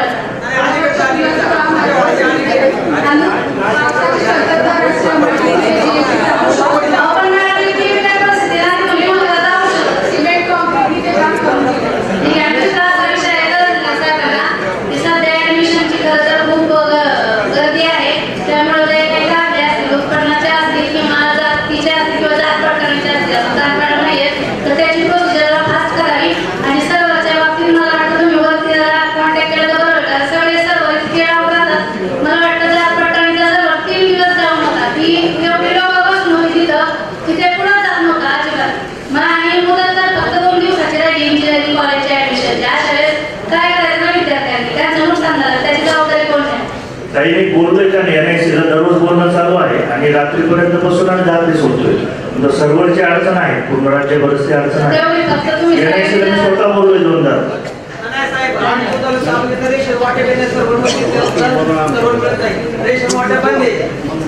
बंद नाहीये, सर्व्हर स्लो आहे, तुम्ही मान्य करतो या ठिकाणी, परंतु तो NIC चा विषय आहे आणि आमचं त्यांच्याशी कॉन्टॅक्ट चालू आहे सातत्याने.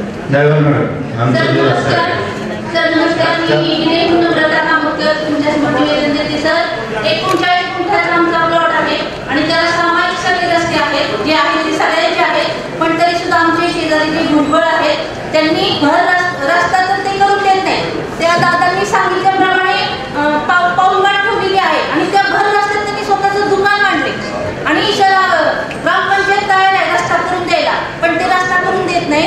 आम्ही त्यांना सुद्धा आणि ग्रामपंचायतीला सुद्धा निवेदन दिलेलं आहे, आम्हाला रस्ता द्या आणि तुमचं काय म्हणणं असेल ते आम्हाला लेखी द्या. पण ग्रामसेवक ही काही लेखी देत नाही आणि ग्रामसेवक पण नाही, सरपंच पण नाही, कुणीच लेखी देत नाही.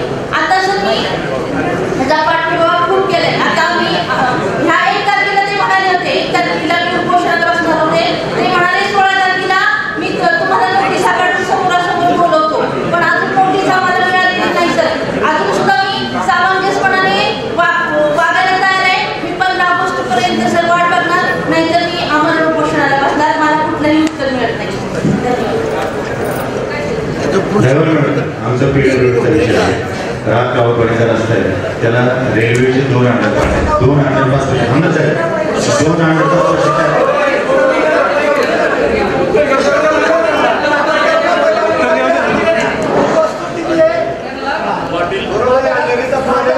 एक पण रस्ता होत नाही, काय होत नाही.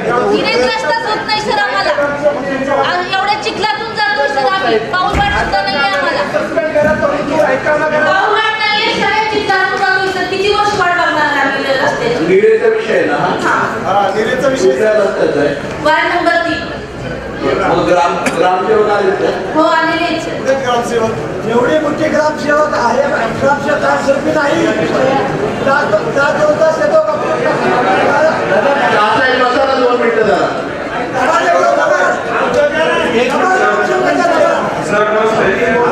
प्रश्न असा आहे की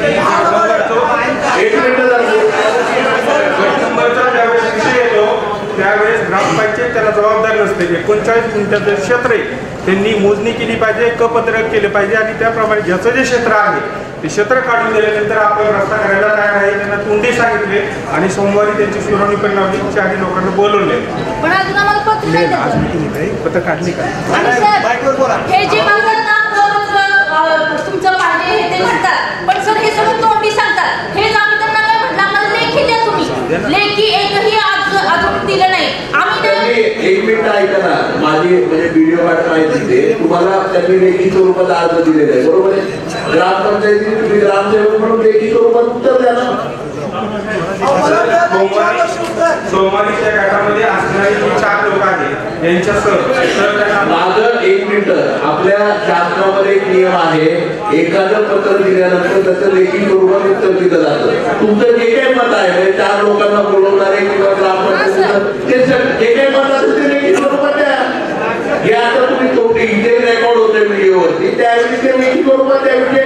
त्यांना लेखी स्वरूपात उत्तर दिलं. जर काही तुमची पूर्तता असेल ते त्यांच्याकडून अर्जदार म्हणून करतील. ग्रामसेवकडून तुम्ही तुमची पूर्तता करा.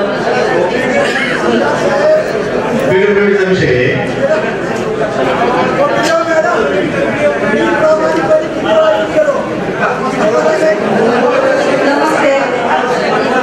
नमस्ते, मी मनीषा सरपंच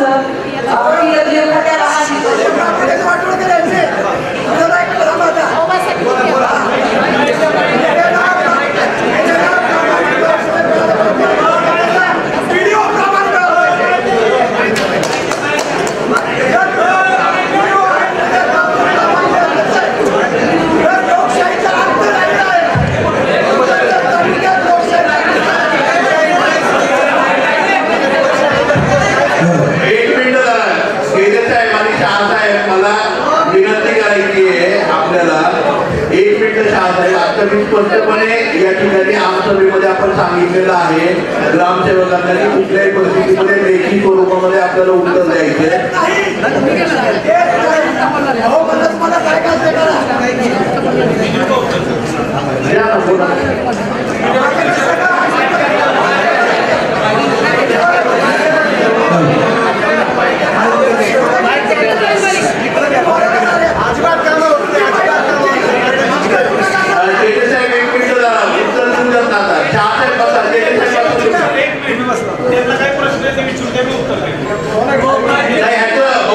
उत्तर द्या तुम्ही फक्त, म्हणजे पुढे जायचं अनेक प्रश्न नाही. नम्रता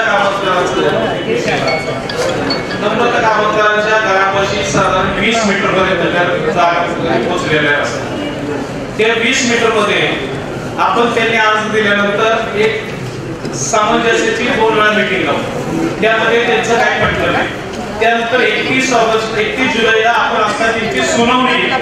त्या सुनावणीचं पत्र ग्रामसेवक 3 दिवस आमसभेमुळे जे जीवन विषयाच्या सभेमुळे काल आमसभेच्या तयारीमुळे ग्रामसेवक 3 दिवस नसल्या कारणाने ते अजेंडा त्यांच्यापर्यंत पोहोचले.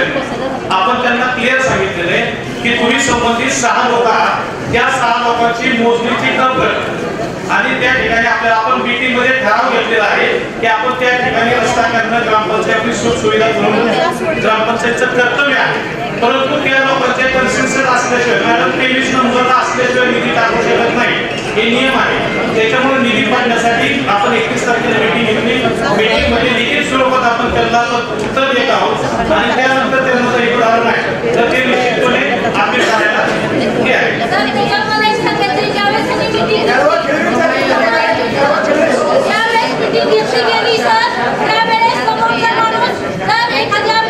स्त्रीच्या अंगावर धावून येत असेल, कुणाला रस्ता पाहिजे असा होतो मी बघतो. असं जर धावून जात असेल आरोग्यावर, त्यावेळेस सुद्धा ग्रामपंचायत काही बोलली नाही. आणि काय आमचं कुठं चुकलं होतं, आम्ही सामंजस्यपणाने बोलत होतो की नाही. काय आमची बाजू तुम्ही आली घेतली आणि बस आम्हाला सगळे नियम, आम्हाला सगळे कायदे. तुम्ही आता सध्या 23 नंबर मध्ये का 23 नंबर मध्ये रस्त्यात झाली पाहिजे. मग भर रस्त्यात दुकान टाकलं, तुम्ही एकदा तरी विचारलं का ग्रामपंचायतीने ग्रामसेवक तिथं येऊन आमच्या इथे कधीतरी बघितलं का की काय झालंय, ह्यांना किती अडचणी येतील? हां, बोला. अतिशय स्पष्टपणे सांगतो, भुजबळ फॅमिलीची त्या ठिकाणी जागा आहे. भुजबळ फॅमिलीचे म्हणणं स्पष्ट आणि स्वच्छ शब्दात आहे. नाही सर, नाही, अजिबात नाही. ऐका तर.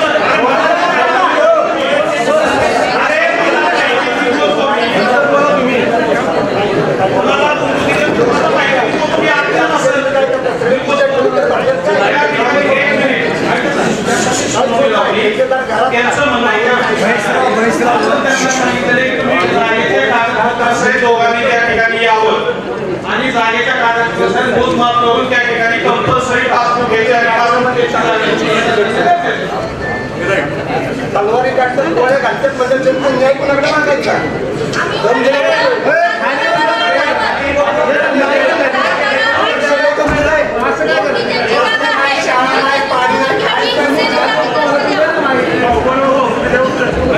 सुनावणी पाहिजे असं तुमच्या इकडे आमची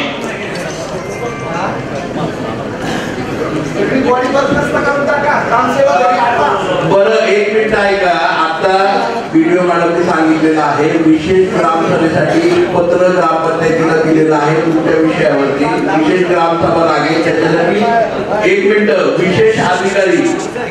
विशेष ग्रामसभा लागेल. विशेष अधिकारी व्हिडिओ ऑफिस मधून त्या ठिकाणी आपल्या ग्रामपंचायतीमध्ये येईल, कारण शेवटी हा विषय हा ग्रामसभेचा आणि ग्रामपंचायतीचा आहे. त्यामुळे त्याची विशेष ग्रामसभा लावून त्या ठिकाणी तो विषय घेता येईल. त्याच्यासाठी अधिकारी व्हिडिओ म्हणजे पंचायत समितीमधून पाठवला जाईल.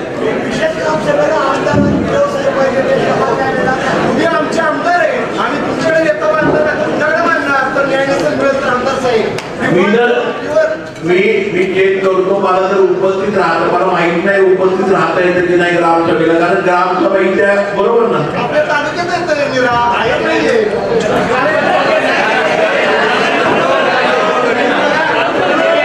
ठीक आहे. आता विषय घेतलाय विशेष ग्रामसभा लावून निर्णयाच्या बाबतीत जा आणि त्याच्यासाठी विशेष अधिकारी व्हिडिओ काढून सूचना केलेले पाठवण्यात येईल. बोला.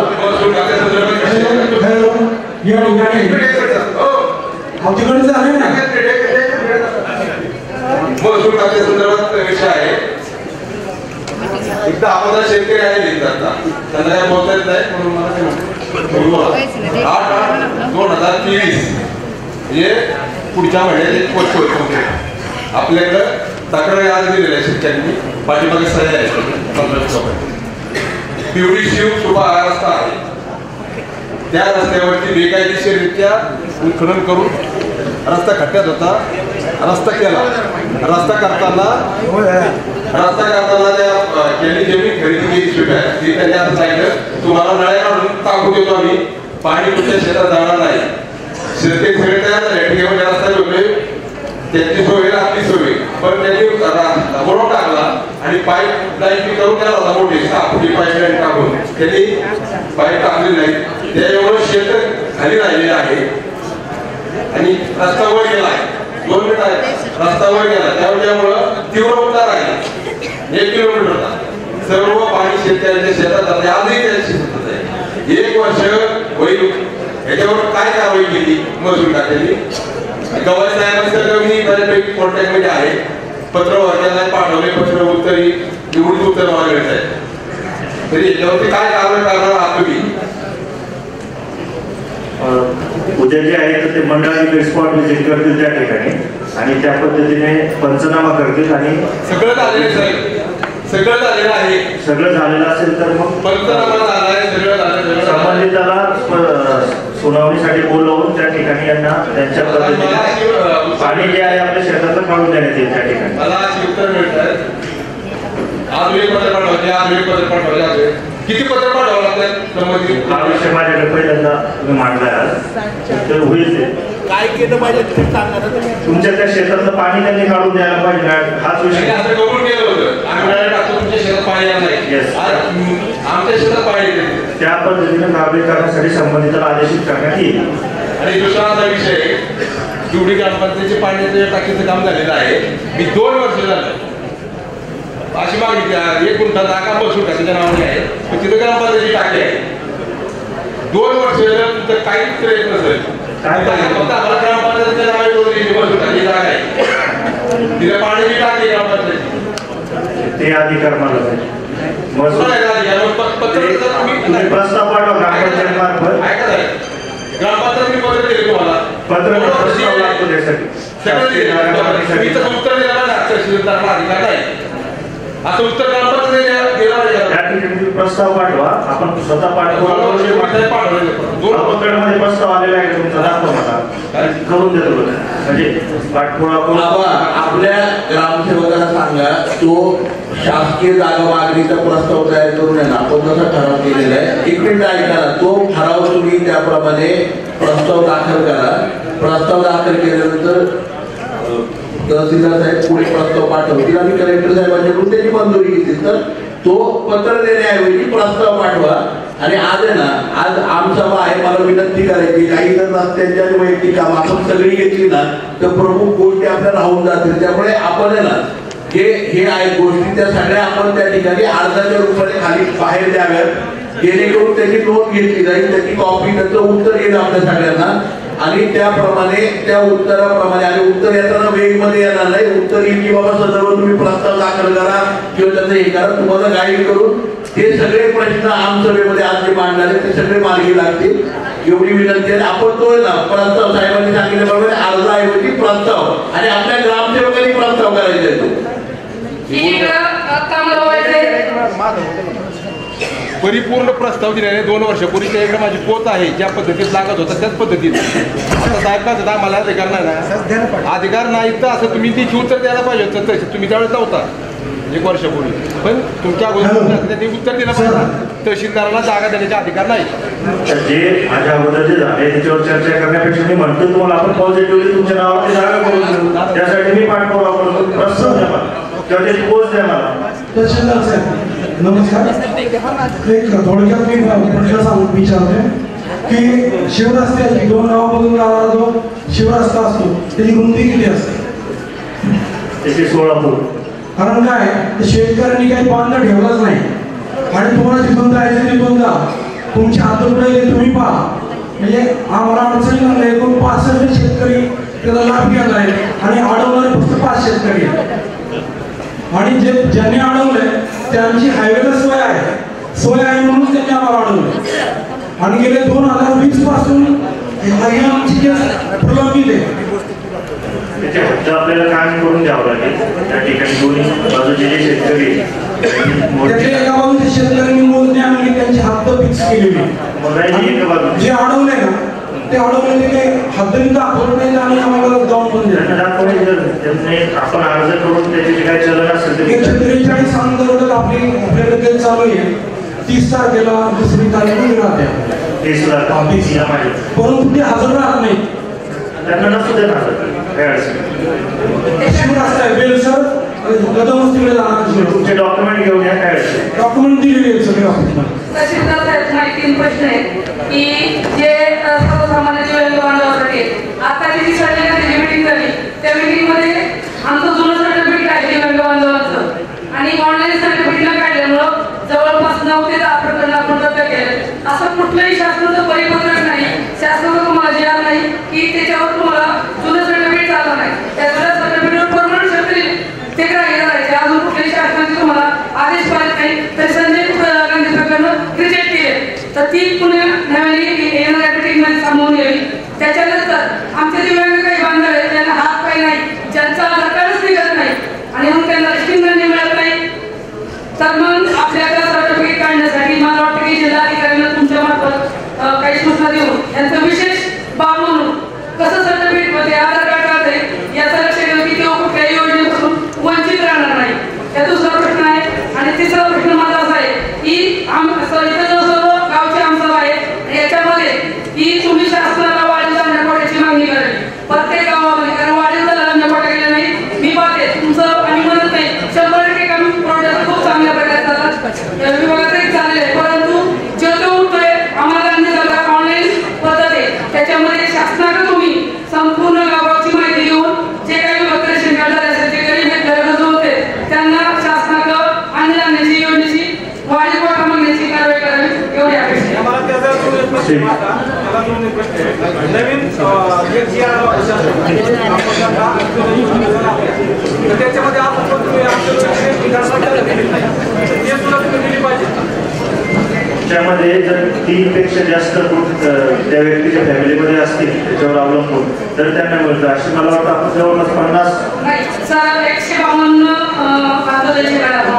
वाटप त्याच्यामध्ये 3च राहिले होते, ते उत्पन्न राहिले होते, ते सुद्धा कधी झाले नव्हतं. ते माझ्या काळात वाटप केलेले त्याला पात्रतेचे निकष आहेत त्याच्यावर अवलंबून 3 फॅमिली मेंबर पाहिजे. आणि माझा शेवटचा प्रश्न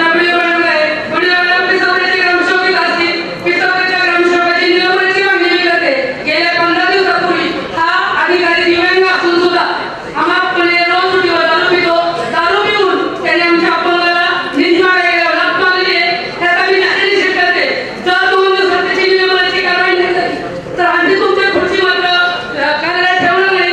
कारण हा नियमित अधिकारी 5 वेळा सस्पेंड होऊन ह्या पुरंदरला आलेला आहे आणि आता हे आम्हाला गरज नाही. हा पुरंदरच्या बाहेर लावा.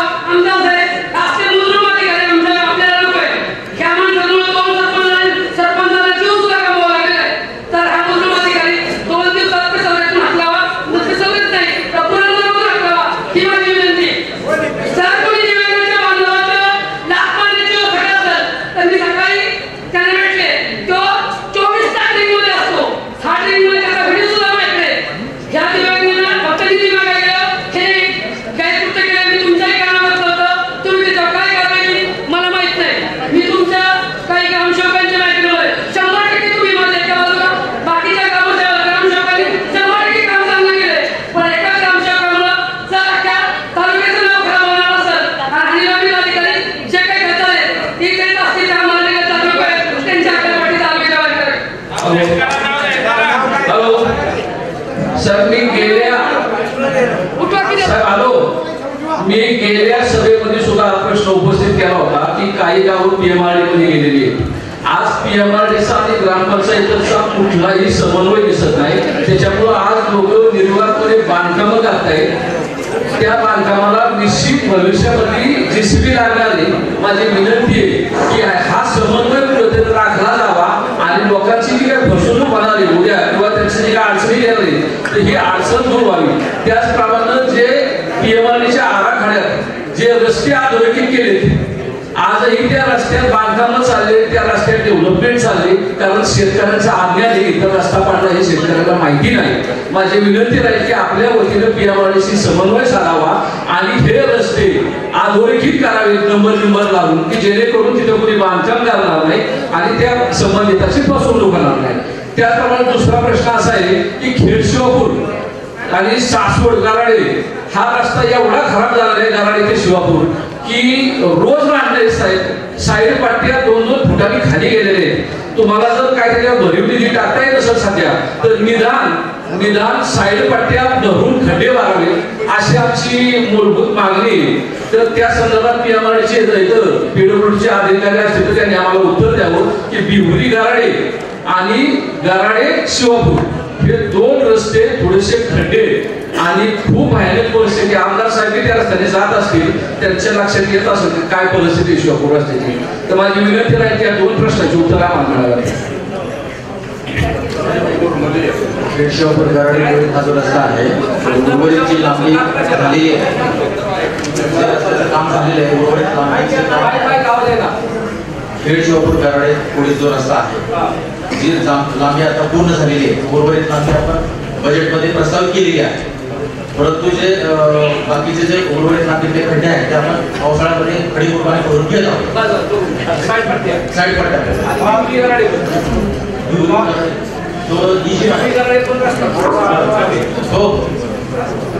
दुसरा प्रश्न आहे आपल्या जे फायबर ऑप्टिकल केबल आहे त्याला रस्त्यापासून सेंटरपासून किती फुटापर्यंत आणि तुमचं 14 लाखापासून आपलं जे वापरून केबल आहे त्या साईड पट्टी टाकली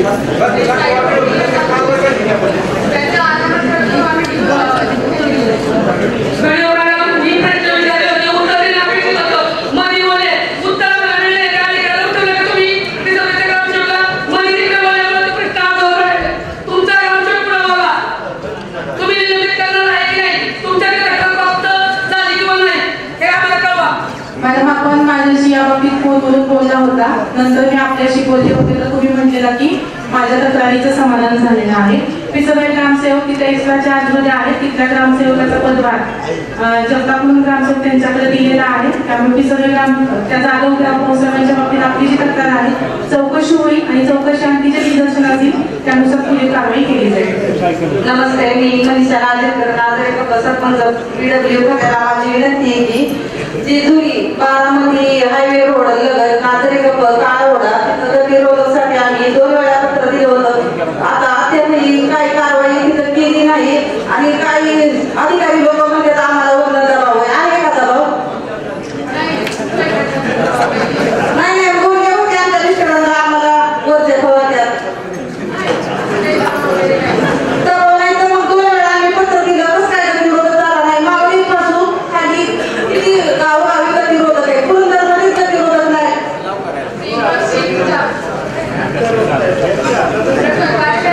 आमच्या गावामध्ये अपघाताचं प्रमाण जवळजवळ 10 ते 12 लोक अपघाती मरण पावले.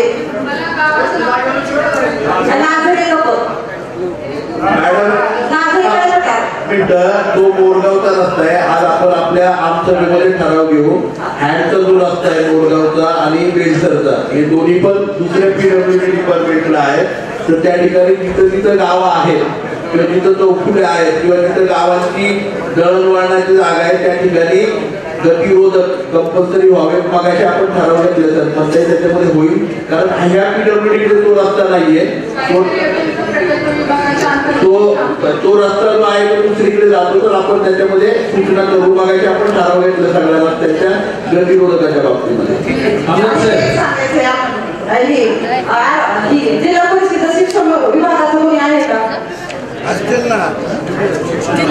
आमच्या गावामध्ये जुनी शाळा आहे ती कौलाची आहे आणि ती लाकडं पहिली वापरली आहे. त्याच्यामध्ये भरपूर असे पडाय झाली ती इमारत भुंगे झाले. भुंगे जर सुटले तर भुंगल्यासारखे सुट येतात बाहेर. मुलं तिथं बाहेर खेळायला गेली तर पडली तर ही दुर्घटना झाली तर करायचं काय? आम्ही वेळोवेळी मुख्याध्यापकांना ग्रामपंचायत वेळोवेळी पत्र दिले. त्याच्यावर काहीच कारवाई झाली नाही. आम्ही कंटाळून शेवटी आमदार साहेब एका कंपनीच्या साहेबाला भेटलो आणि त्यांना म्हणलं ही कौलं काढा आणि पत्र्याचं आमच्या फरशी बसून द्या आणि पत्रा टाका. त्याचं आमच्या गावातल्या शिकणाऱ्या मुलांची दुर्घटना टळत तरी कारवाई म्हणजे किती दिवस आम्ही थांबायचं? असं प्रत्येक गावात होत असतच ना, कुठं नाही कुठं.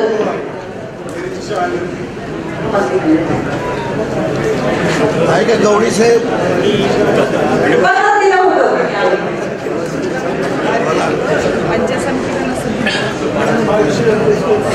दुर्घटना झाल्या काय करणार? कोणता पत्र तुम्ही राहणार का? पण आम्ही तुमच्या बाजूला म्हणून राहिलोच नाही. आम्ही साहेबाला सियासपणातून ती तयारी केली पण बाकीच्या गावात सुद्धा असं होऊ शकतं आमच्या तालुक्यामध्ये. जुन्या इमारती झालेल्या आहेत ना त्या निर्लक्षित करायच्या आहेत. त्याचे प्रस्ताव मी मुख्यालयाकडून मागून घेतले. आम्ही प्रस्ताव वगैरे सगळं दिले. आम्हाला फक्त म्हणलं पाण्याची परवानगी द्या जेणेकरून आम्ही ती जागा हवार करू आणि मुलांना पटांगण खेळायला होईल. आणि ते प्रस्ताव आमच्या स्तरावरून जिल्हा परिषदेला पाठवावे लागतात. इथं परवानगी किती वर्ष? 2 वर्ष गेली ह्याच्यात. आम्ही 2 वर्ष वाट बघितली तुमची. दुर्घटना होईपर्यंत आम्ही थांबलोच नाही तुमच्यापर्यंत अजून. पण तरी पण प्रश्न विचारते. मी ते प्रस्तावाची पडताळणी करतो. माझ्या ऑफिसमध्ये असेल किंवा वरती असेल तर त्याचा पाठपुरावा करून घेतो. आरोग्य विभागाला एक सांगायचंय की आमच्या गावात 2-3 वर्ष झालं की उपकेंद्र मंजूर झाले. महिन्यात टेंडर होईल, 8 दिवसात टेंडर होईल. अद्यापही काही टेंडर वगैरे काय अजून आम्ही त्यांना जागा वगैरे सर्व काही घेऊन दिली आहे. का THO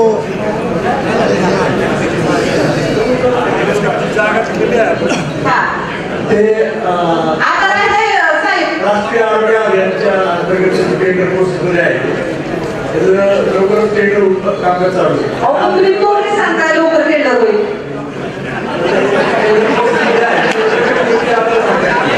अहो 10 वर्ष झाले आमच्या गावात उपकेंद्र मंजूर झाले. पहिल्यांदा पडले 25 लाख, आता पडले 70 लाख.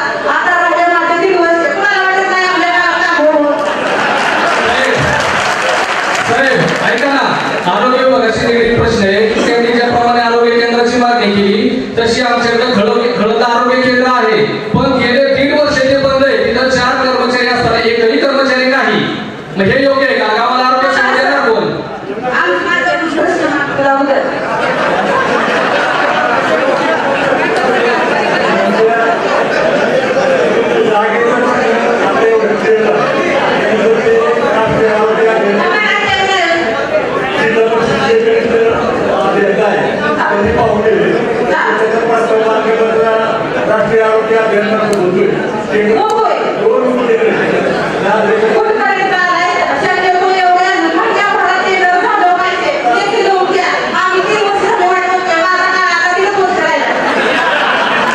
टीएचओ साहेब आपल्याच विभागाशी संबंधित माझा माळशिरसचा प्रश्न आहे बरं का आमदार साहेब त्यांनी इमारतीची मागणी केली आमचं असं म्हणणं आहे की माळशिरसचं प्राथमिक आरोग्य केंद्र आहे माळशिरसचा एक जबाबदार नागरिक म्हणून मी सांगतो की माळशिरसचं आरोग्य केंद्र बंद करून टाका त्याचा उपयोगच नाही सर जर तिथं निवासी डॉक्टर नसेल एवढं 4-5 हजार लोकसंख्येचं ते गाव आहे तिथं खासगी 2 डॉक्टर आहेत संध्याकाळी ते मुक्कामी नसतात यांचा सरकारी दवाखान्याचा डॉक्टर नसतो तिथं मग फक्त एकटी लेडीज सिस्टर कोणतरी असते ते कसं भिवीन सुद्धा तरी इंजेक्शन देत नाही लोकांना ते यवतला जावं लागत असतं बरं आम्हाला प्रशासनाला एक सांगायचं की डॉक्टरांना सांगितलं तेव्हा तर आमची राहीची व्यवस्था आहे मग शासनाने त्यांचे क्वार्टर वगैरे दुरुस्त करून द्यावे आणि जोपर्यंत या सगळ्या सुविधा तयार होत नाहीत आणि लोक थांबत नाही तोपर्यंत दवाखान्यात बंद करून द्यावं आम्हाला दवाखान्याची आवश्यकता नाही असं पण तिथं जर उपचारच होत नसतील तर तो दवाखाना काय कामाचा आहे फक्त सांगायला माळशिरस प्राथमिक आरोग्य केंद्र आहे आणि आमदार साहेब माझा दुसरा एक विषय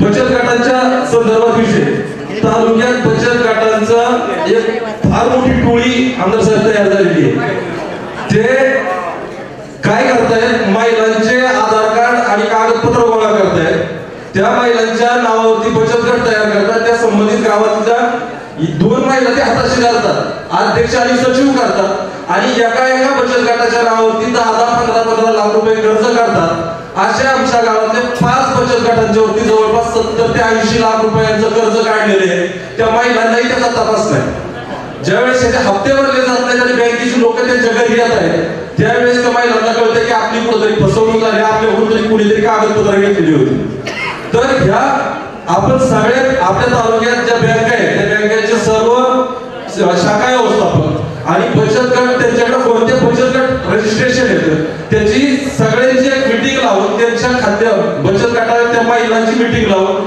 त्यांना कमीत कमी माहिती तरी आहे का त्याची आपण चौकशी व्हिडिओ काढून आपण करावी म्हणजे आपली पंचायत समितीला जे कनेक्ट आहे त्याच्यात मला वाटतं ते त्यात नाही पण असे ह्याच्या व्यतिरिक्त HDFC बँक वगैरे अशा ठिकाणी हे सर्रास प्रकार चालू आहेत त्यांचे अधिकारी सुद्धा त्यात सामील आहेत तर ह्याच्यावरती सर हा फार मोठा खरं तर आणि नुसतं माळशिरस नाही आता तालुक्यात जवळपास 100 पेक्षा जास्त बचत गटांच्या बाबतीत हा प्रकार घडलेला आहे पैसे ट्रेडिंग मध्ये गुंतवले जातात आणि तिथे बसतात पैसे काढून ट्रेडिंगला गुंतवतात तुम्हाला माहिती माझ्याकडे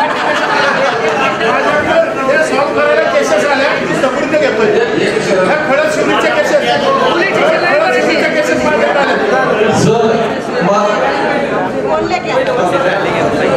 आता आपण जो विषय संसद मांडलेला आहे ना त्यामध्ये जे 5 बचत गटाच्या बाबतीमध्ये HDFC बँकेचा जो प्रकार झाला त्या 5ही बचत गटांची पंचायत समितीकडे नोंद नाही पंचायत समितीकडून कोणत्याही प्रकारचा प्रस्ताव त्या गटांचा पाठवण्यात गेलेला नाही आणि जी पेपरमध्ये बातमी आल्यानंतर HDFC बँकेने त्याची जी काही पुढची कारवाई आहे तिथल्या अधिकाऱ्यांवर त्याचं त्यांनी प्रस्तावित केलेला आहे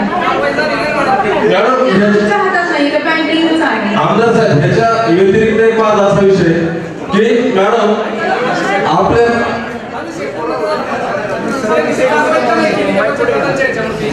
कारवाईचा अधिकार आम्हाला नाही ते बचत गटांची नोंद आमच्याकडे नाही म्हणजे पंचायत समितीकडे HDFC बँक आणि संबंधित महिला त्यांचं ते लिंकेज आहे आमच्याकडे त्या बाबतीत काहीच माहिती नाही मॅडम याच्यात पोलीस स्टेशनला भरपूर केसेस आल्यात आपल्या ते बी चौकशी पोलीस स्टेशनला भरपूर केसेस वैयक्तिक त्यांचं त्यांनी केलेलं आहे पंचायत समितीकडून एकही कागद बँकेला त्या थोड्या वेळामध्ये DYP साहेबांची प्रतिनिधी आले की त्याचं उत्तर देऊयात आपण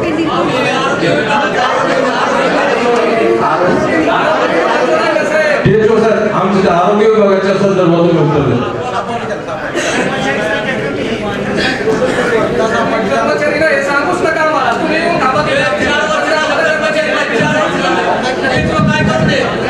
प्रत्येक प्राथमिक आरोग्य केंद्राला एक वैद्यकीय अधिकारी असतो तो फील्ड लेवल मॅनेजर असतो इंचार्ज असतो हे जे उपकेंद्र आहे तर ते त्याच्या अंतर्गत येतात आता जे खडकचा जो विषय आला सन्माननीय अधिकाऱ्यांनी जो मांडला खडकला आतापर्यंत आपण कुठे डॉक्टर पाठवतो मेडिकल ऑफिस सध्या उपस्थित आहे आणि खडकचं उपकेंद्र आपण म्हणताय 1.5 वर्ष बंद प्रत्यक्षात तशी परिस्थिती नाही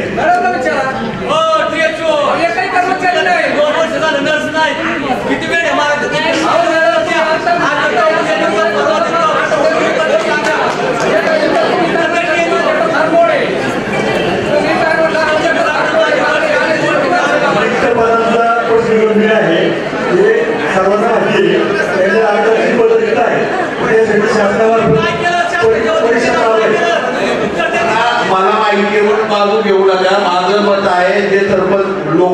सांगितलं मांडलं इथे जर अधिकारी जर डॉक्टर नाही तर बंद करून टाकायचे दवाखाने जर कशासाठी म्हणजे कुणासाठी ते हे ठेवायचं तालुक्याचा प्रश्न आहे म्हणून त्या संदर्भात मी बोलतो ते रिक्त जागांसंदर्भात सांगताय तालुक्याची परिस्थिती मी सांगत आहे माझ्या भिवंडी मतदारसंघामध्ये 8 जागा ते रिक्त ते गेल्या वर्षभरापासून ते काय सांगतात कर्मचारी उपलब्ध नाही या 8 जागांवरती कार्यरत असणारे कर्मचारी यांनी रिव्ह्यू कसे केले जर त्याला कोणी माणसं मिळाली तर त्याचं उत्तर त्यांनी द्यावं ज्या लोकांच्या काही सारखी उत्तर काय असं ते ठरवून द्यावं सगळं आता मला एक सांगा आपल्याकडे किती अधिकाऱ्यांची आवश्यकता आहे आणि किती अधिकारी किती दवाखाने आपण चालू शकतो एवढे कर्मचारी आपल्याकडे बरोबर ना सकाळ पेपरला सर आले ना बघा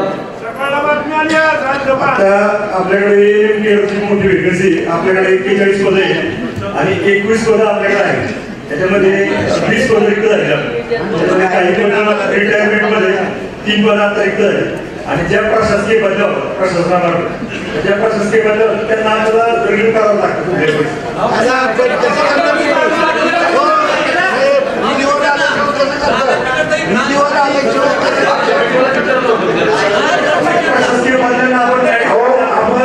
आरोग्याचा प्रश्न आहे या तालुक्याचं आरोग्य रिव्ह्यूवर आल्याशिवाय तुम्ही सोडलं कुठल्याही कर्मचाऱ्याला आम्ही वैयक्तिक THO ऑफिसरला सोडत नाही संबंधित जे वैद्यकीय अधिकारी इंचार्ज आहे तर ते रिव्ह्यू करतात आपण तालुक्यात कोण पाहतो तालुक्यात आमच्याकडे जे काय तालुका अधिकारी आहे मग जे वैद्यकीय अधिकारी खाली वैद्यकीय अधिकाऱ्यांनी मग आता कारण सांगायची नाही काम करताना वैद्यकीय अधिकारी ते आता काय कारण सांगतात की कर्मचारी नाहीत म्हणून त्यांनी सोडताना सोडायला नको पाहिजे होतं ना त्यावेळेस त्यांनी विचार करायला पाहिजे होता की आपल्याला नवीन माणूस या ठिकाणी दिला नाही तर आपण कसं यांना सोडायचं परवाच सांगतात हे शिक्षकाला सोडताना सुद्धा मुख्याध्यापक पण सोडतो पण शिक्षणाधिकारी सोडत नाही सांगा तसं सोडत नाही म्हणून मला वाटतं हा विषय खूप सिरियस आहे आरोग्य अधिकारी जर नसतील तर मला वाटतं ते दवाखाने कशासाठी उघडे ठेवतो ना तुम्ही आहे ना जेवढे अधिकारी आहेत तेवढेच दवाखाने उघडे ठेवा बाकीच्या दवाखान्यांना आम्ही चालूच करून देणार काय त्याला टाळा लावून टाकला त्या दवाखान्यांना जिथं अधिकारी आहेत तेवढेच दवाखाने चालू ठेवा बाकीच्या अर्धवट चालू घेऊ नका निवड दाखवायला आणि आज आहे ना मला वाटतं आपण सगळ्यांनी आपण बरोबर ना तुम्ही आता ठराव मांडा कुणीतरी आणि त्याला अनुमोदन करा मांडा त्याची कुणीतरी ठराव THO ना ज्या आरोग्य केंद्रामध्ये तिथलं जर वैद्यकीय अधिकारी नसेल तर तो कोणाला तरी चार्ज देतो ना तुमच्याकडे जे धंदे आणि मग THOनी तो चार्ज घ्यायचा तुम्ही घ्यायचा आणि तुम्ही तिथं जायचं आतापर्यंत तुम्ही कुठं कुठे गेला आणि कुठं चार्ज घेतो ते तरी सांगा आणि जर हे जमत नसेल ही जबाबदारी तुमची आहे लक्षात घ्या ही जबाबदारी तुमची जर तिथं आता मालसेवक वैद्यकीय अधिकारी नाही किंवा एक असेल तर दुसरा अधिकारी तर 2 पाहिजे दुसरा पाहिजे तो येईपर्यंत तुम्ही जबाबदारी घ्यायची तुम्ही स्वतः ते तिथं हजर व्हायचं आणि चालवायचं तुम्ही चार्ज तुमच्याकडे त्या ठिकाणी असतात अशीच पद्धत आहे अशाच पद्धतीने पूर्वी काम चालत होतं आता तुमच्यावर कुणाचंही नियंत्रण नाही ना जिल्हा परिषदेचा सदस्य ना पंचायत समितीचा सदस्य BDO त्या ठिकाणी तुम्हाला काय करू शकत नाही तुमचे THO तिकडून काय निर्णय घेतात लोक हजर नाहीत लोक कामावर नाहीत मग तुम्ही सोडता तरी कशाला तुमच्याकडे जो माणूस आहे त्याला जर तिकडून डायरेक्ट जर त्याची प्रशासकीय तिकडे बदली झाली असेल ते कुठेतरी वशिलेली झाली ना तशी होत नाही ती प्रशासकीय बदली कुठंतरी त्याच्या जागे बागेवरती असतात तो त्या ठिकाणी सोयीच्या ठिकाणी जायचा प्रयत्न करतो पण इथलं जर बंद पडत असेल तर आपण सोडायचं का नाही हा विचार तुम्ही केला पाहिजे आणि जर असा असेल तर ज्या प्राथमिक आरोग्य केंद्रामध्ये आता तुम्हाला सेवा देता येत नाही अशी प्राथमिक केंद्र बंद करण्याचा निर्णय या आमसभेमध्ये तुम्ही त्या ठिकाणी घ्या असा ठराव मी या ठिकाणी मांडतो आमदार साहेब यांनी पर्याय व्यवस्था केली कशी केली एकच उदाहरण तुम्हाला सांगतो पिंपल्याच्या ANMला काळेरीच्या रिक्त एरियाचा चार्ज दिला त्यांना भूगोल माहिती आहे तालुक्याचा ह्यांना उपकेंद्र किती अंतरावर माहित आहे पिंपळे ते परमिशे मार्गे काळेरी हे अंतर 30 किलोमीटरचं आहे महिला ANM जाणारे 30 किलोमीटर 2 ठिकाणचा चार्ज सांभाळू शकतात त्यांनी फक्त कागदपत्रे लिहून ठेवले ह्या ऍडिशनल चार्ज ज्या ANM कडे इकडचा म्हणून त्यांना ही सेवा मिळते का नाही काही घेणं देणंच नाही काळेरी करू शकते काही आरोग्य का आरोग्य आणि शिक्षण ही महत्वाची जबाबदारी शासनाची आहे आणि शासन जर याच्याकडे दुर्लक्ष करत असेल तर शासनाच्या निषेधाचा ठराव करा अशा पद्धतीने मी स्वतः ठराव मानतो शासनाचा निषेध काय चाललंय काही लोकांच्या जीवनाची आरोग्याची तुम्ही खेळता त्या ठिकाणी तिथं जर लोक THO नाही किंवा आरोग्य सेविका त्या गावात जात नाही आरोग्याची सेवा मिळत नाही मग ही द्यायची जबाबदारी शासनाची ही बाब शिक्षणाच्या बाबतीत झाली तिथंही शिक्षक नाही 3-3 ठिकाणी शिक्षक नाही आणि तिथंही नवीन मुलाचं भविष्य घडतंय तिथंच तुम्ही माणसं निघू शकत नाही ह्या ज्या पायाभूत सुविधा आहेत तिथं पाया भक्कम केला जातो तिथं जर असं दुर्लक्ष शासनाचं होत असेल तर शासनाचा निषेधाचा ठराव शासनाला पाठवून द्या या ठिकाणी आदरणीय आप्पांनी आता जी सूचना केलेली आहे खरंच तर आरोग्याचा प्रश्न हा खूप गंभीर आहे आणि कर्मचाऱ्यांच्या अभावी लोकांची हेळसांड त्या ठिकाणी निश्चितपणे होत असते आणि त्यामुळे लोक खाजगी दवाखान्यामध्ये जाऊन हजारो लाखो रुपये त्या ठिकाणी खर्च करत असतात आता आपण मुद्दा मांडलाय की कर्मचाऱ्यांच्या अभावी जर एखाद्या प्राथमिक आरोग्य केंद्रामध्ये उपकेंद्रामध्ये जर सोयी सुविधा उपलब्ध होत नसतील तर ते उपकेंद्र किंवा केंद्र बंद करण्यात यावं आणि शासनाचा निषेधाचा ठराव त्या ठिकाणी करण्यात यावा यासाठी मी या ठिकाणी अनुमोदन देतो धन्यवाद त्याचबरोबर मला या ठिकाणी एक महत्वाचा मुद्दा मांडायचा आहे की आपण मगापासून सकाळपासून या आमसभा मोठ्या खेळीमेळीच्या आणि चांगल्या वातावरणामध्ये करतोय अनेक प्रश्नही मार्गाला लावतोय परंतु या सर्व सरकारी जे कार्यालय आहे याचा आत्मा असतो कार्यालय आणि हे कार्यालय गेल्या 4 वर्षापासून आपल्या पुरंदर तालुक्यामध्ये लाखो करोडो रुपयांचं अनुदान मिळवून ते कार्यालय आपण त्या ठिकाणी बांधलंय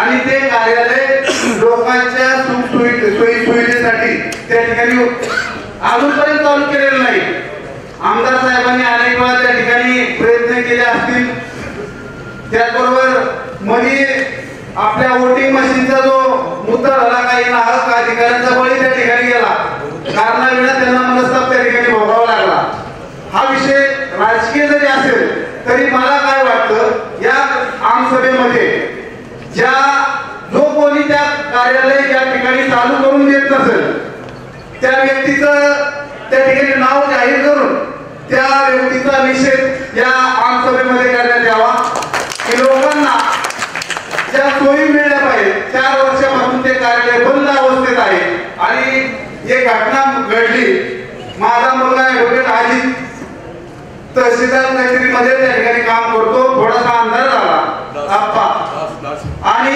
चालता खड्ड्यामध्ये त्या ठिकाणी पडला 4 महिने फ्रॅक्चर होऊन गेलं त्या ठिकाणी बसावं लागलं आमची मानसिक स्थिती त्या ठिकाणी खालावली असे अनेक प्रसंग इतरही त्या जुन्या कचेरीच्या डासाच्या प्रादुर्भावामुळं अनेक लोकांना डेंग्यूचे उद्योग सहन करावा लागलाय त्यामुळं हा मुद्दा रावसाहेबांनी तर तुमच्या हातात नाही तुम्ही हातवर आम्हाला 2 वेळा म्हणलाय समन्वयला बोललाय तुम्ही नंतर तरी कोणाला याविषयी कुठेतरी ठोस निर्णय व्हायला पाहिजे आणि ते कार्यालय तात्काळ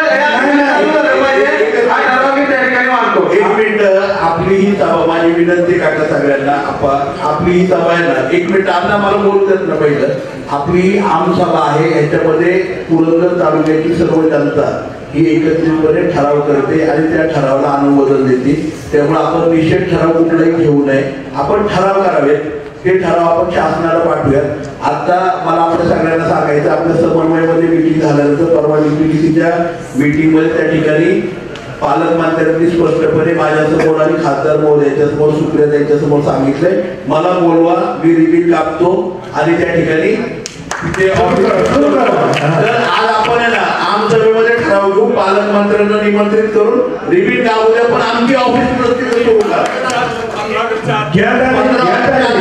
15 तारखेच्या झेंडावरून तिथंच होत्या नागरिक होय आपण त्याच्या प्रकारची 15 त्याच्यामध्ये लेखी देऊन आता ठराव सुद्धा पालकमंत्र्यांना देऊया दुसरा गोष्ट मगाशी ते आरोग्य म्हणजे PSCचा आणि याचा आपण उल्लेख केला माझी म्हणजे आता व्हिडिओ मॅडम आपण सुद्धा आणि तहसीलदार महोदयांनी तपासणी करावी परंतु स्पष्टपणे आज या मीटिंग मध्ये ठराव घ्यावा की जेवढी माणसं उपलब्ध आहेत, डॉक्टर असतील, नर्स असतील, या सगळ्या उपलब्ध आहेत, तेवढ्याच आरोग्य केंद्र चालू करावे. बाकीच्या आरोग्य केंद्रांना टाळा लावावा. कुठेही 2 जणांच्या वरती जबाबदारी देऊ नये. जर सरकार 10 आरोग्य केंद्रांच्यासाठी किंवा 5 आरोग्य केंद्रांच्यासाठी जर कर्मचारी देते, 5 आरोग्य केंद्र चालू ठेवा. बाकीच्या ठिकाणी आम्ही वेगवेगळ्या सामाजिक संस्थांना, जर सरकारकडे पैसे नाही, सामाजिक संस्थांना सांगून तिथे दवाखाने सुरू करू, परंतु विनाकारण ते दवाखाने चालू करू नयेत. THOना आजच्या आमसभेला या माध्यमातून सूचना करते की सगळे कर्मचारी केंद्रित करून ठराविक आरोग्य केंद्र जेवढे चालू शकतात तेवढ्याच ठिकाणी तुम्ही शिफ्ट करा. बाकीच्या आरोग्य केंद्रांना त्या ठिकाणी कुलूप लावा आणि तसा सूचना आपण जिल्ह्याला आणि तुमच्या संबंधित अधिकाऱ्यांना करा. आजची आमसभा अशा प्रकारचा ठरवली, बरोबर आहे? मग मान्यता द्यावी आपण सगळ्यांनी याच्यासाठी. धन्यवाद. नमस्कार.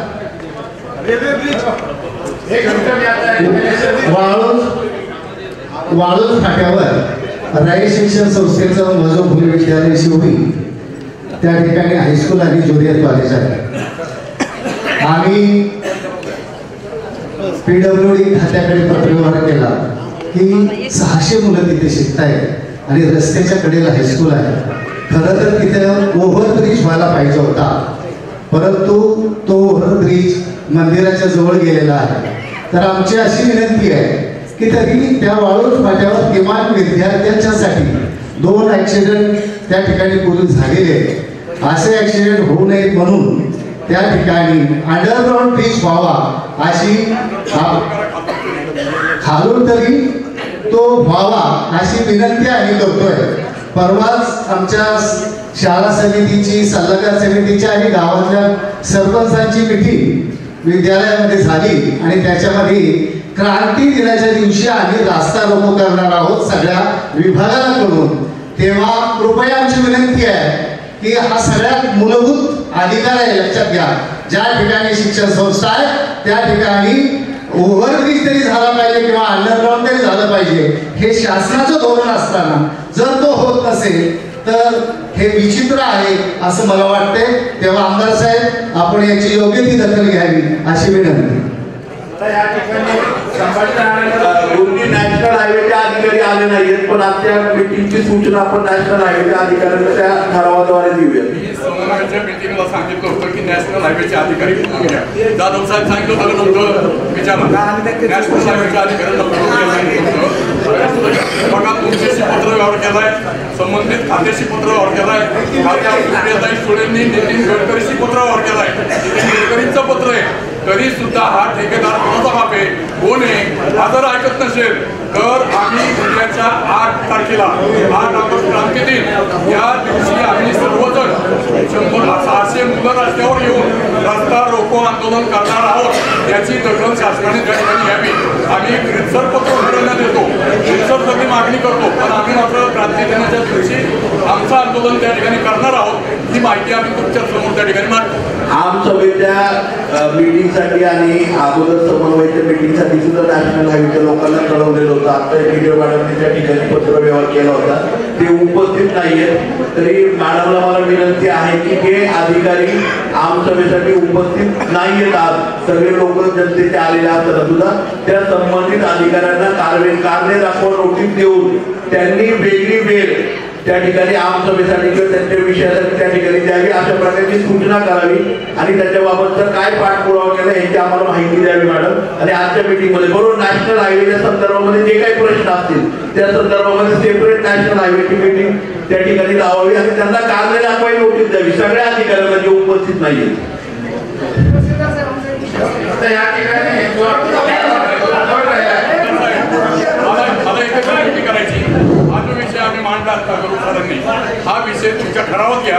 त्या ठरावाचा पाठपुरावा आम्ही दिल्लीपर्यंत करतो. आज आपण आमसभेमध्ये ठराव घेऊया की शिवरीमध्ये ज्याप्रमाणे ओव्हरब्रिज झालेला आहे, एकतर अंडरपास त्या ठिकाणी ही रयत शिक्षण संस्थेची शिवरीचं विद्यालय आहे, हायस्कूल आहे, त्याच्यासमोर अंडरपास नॅशनल हायवेच्या माध्यमातून व्हावा किंवा ओव्हरब्रिज व्हावा किंवा शिवरीचा ओव्हरब्रिज कंटिन्यू करावा तिथपर्यंत.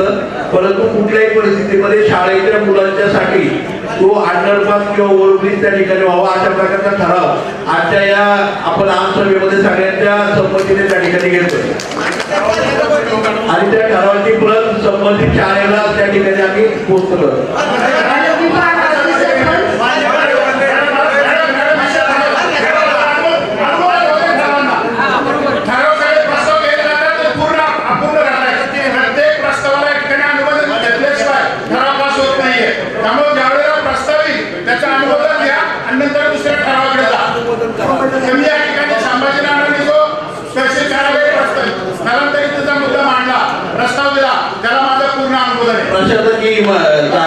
प्रशासकीय इमारतीमध्ये स्थलांतरित व्हावं त्याला माझं पूर्ण तोही ठराव आपण त्या ठिकाणी घेतो. पालक मात्र तुमची मान्यता आहे.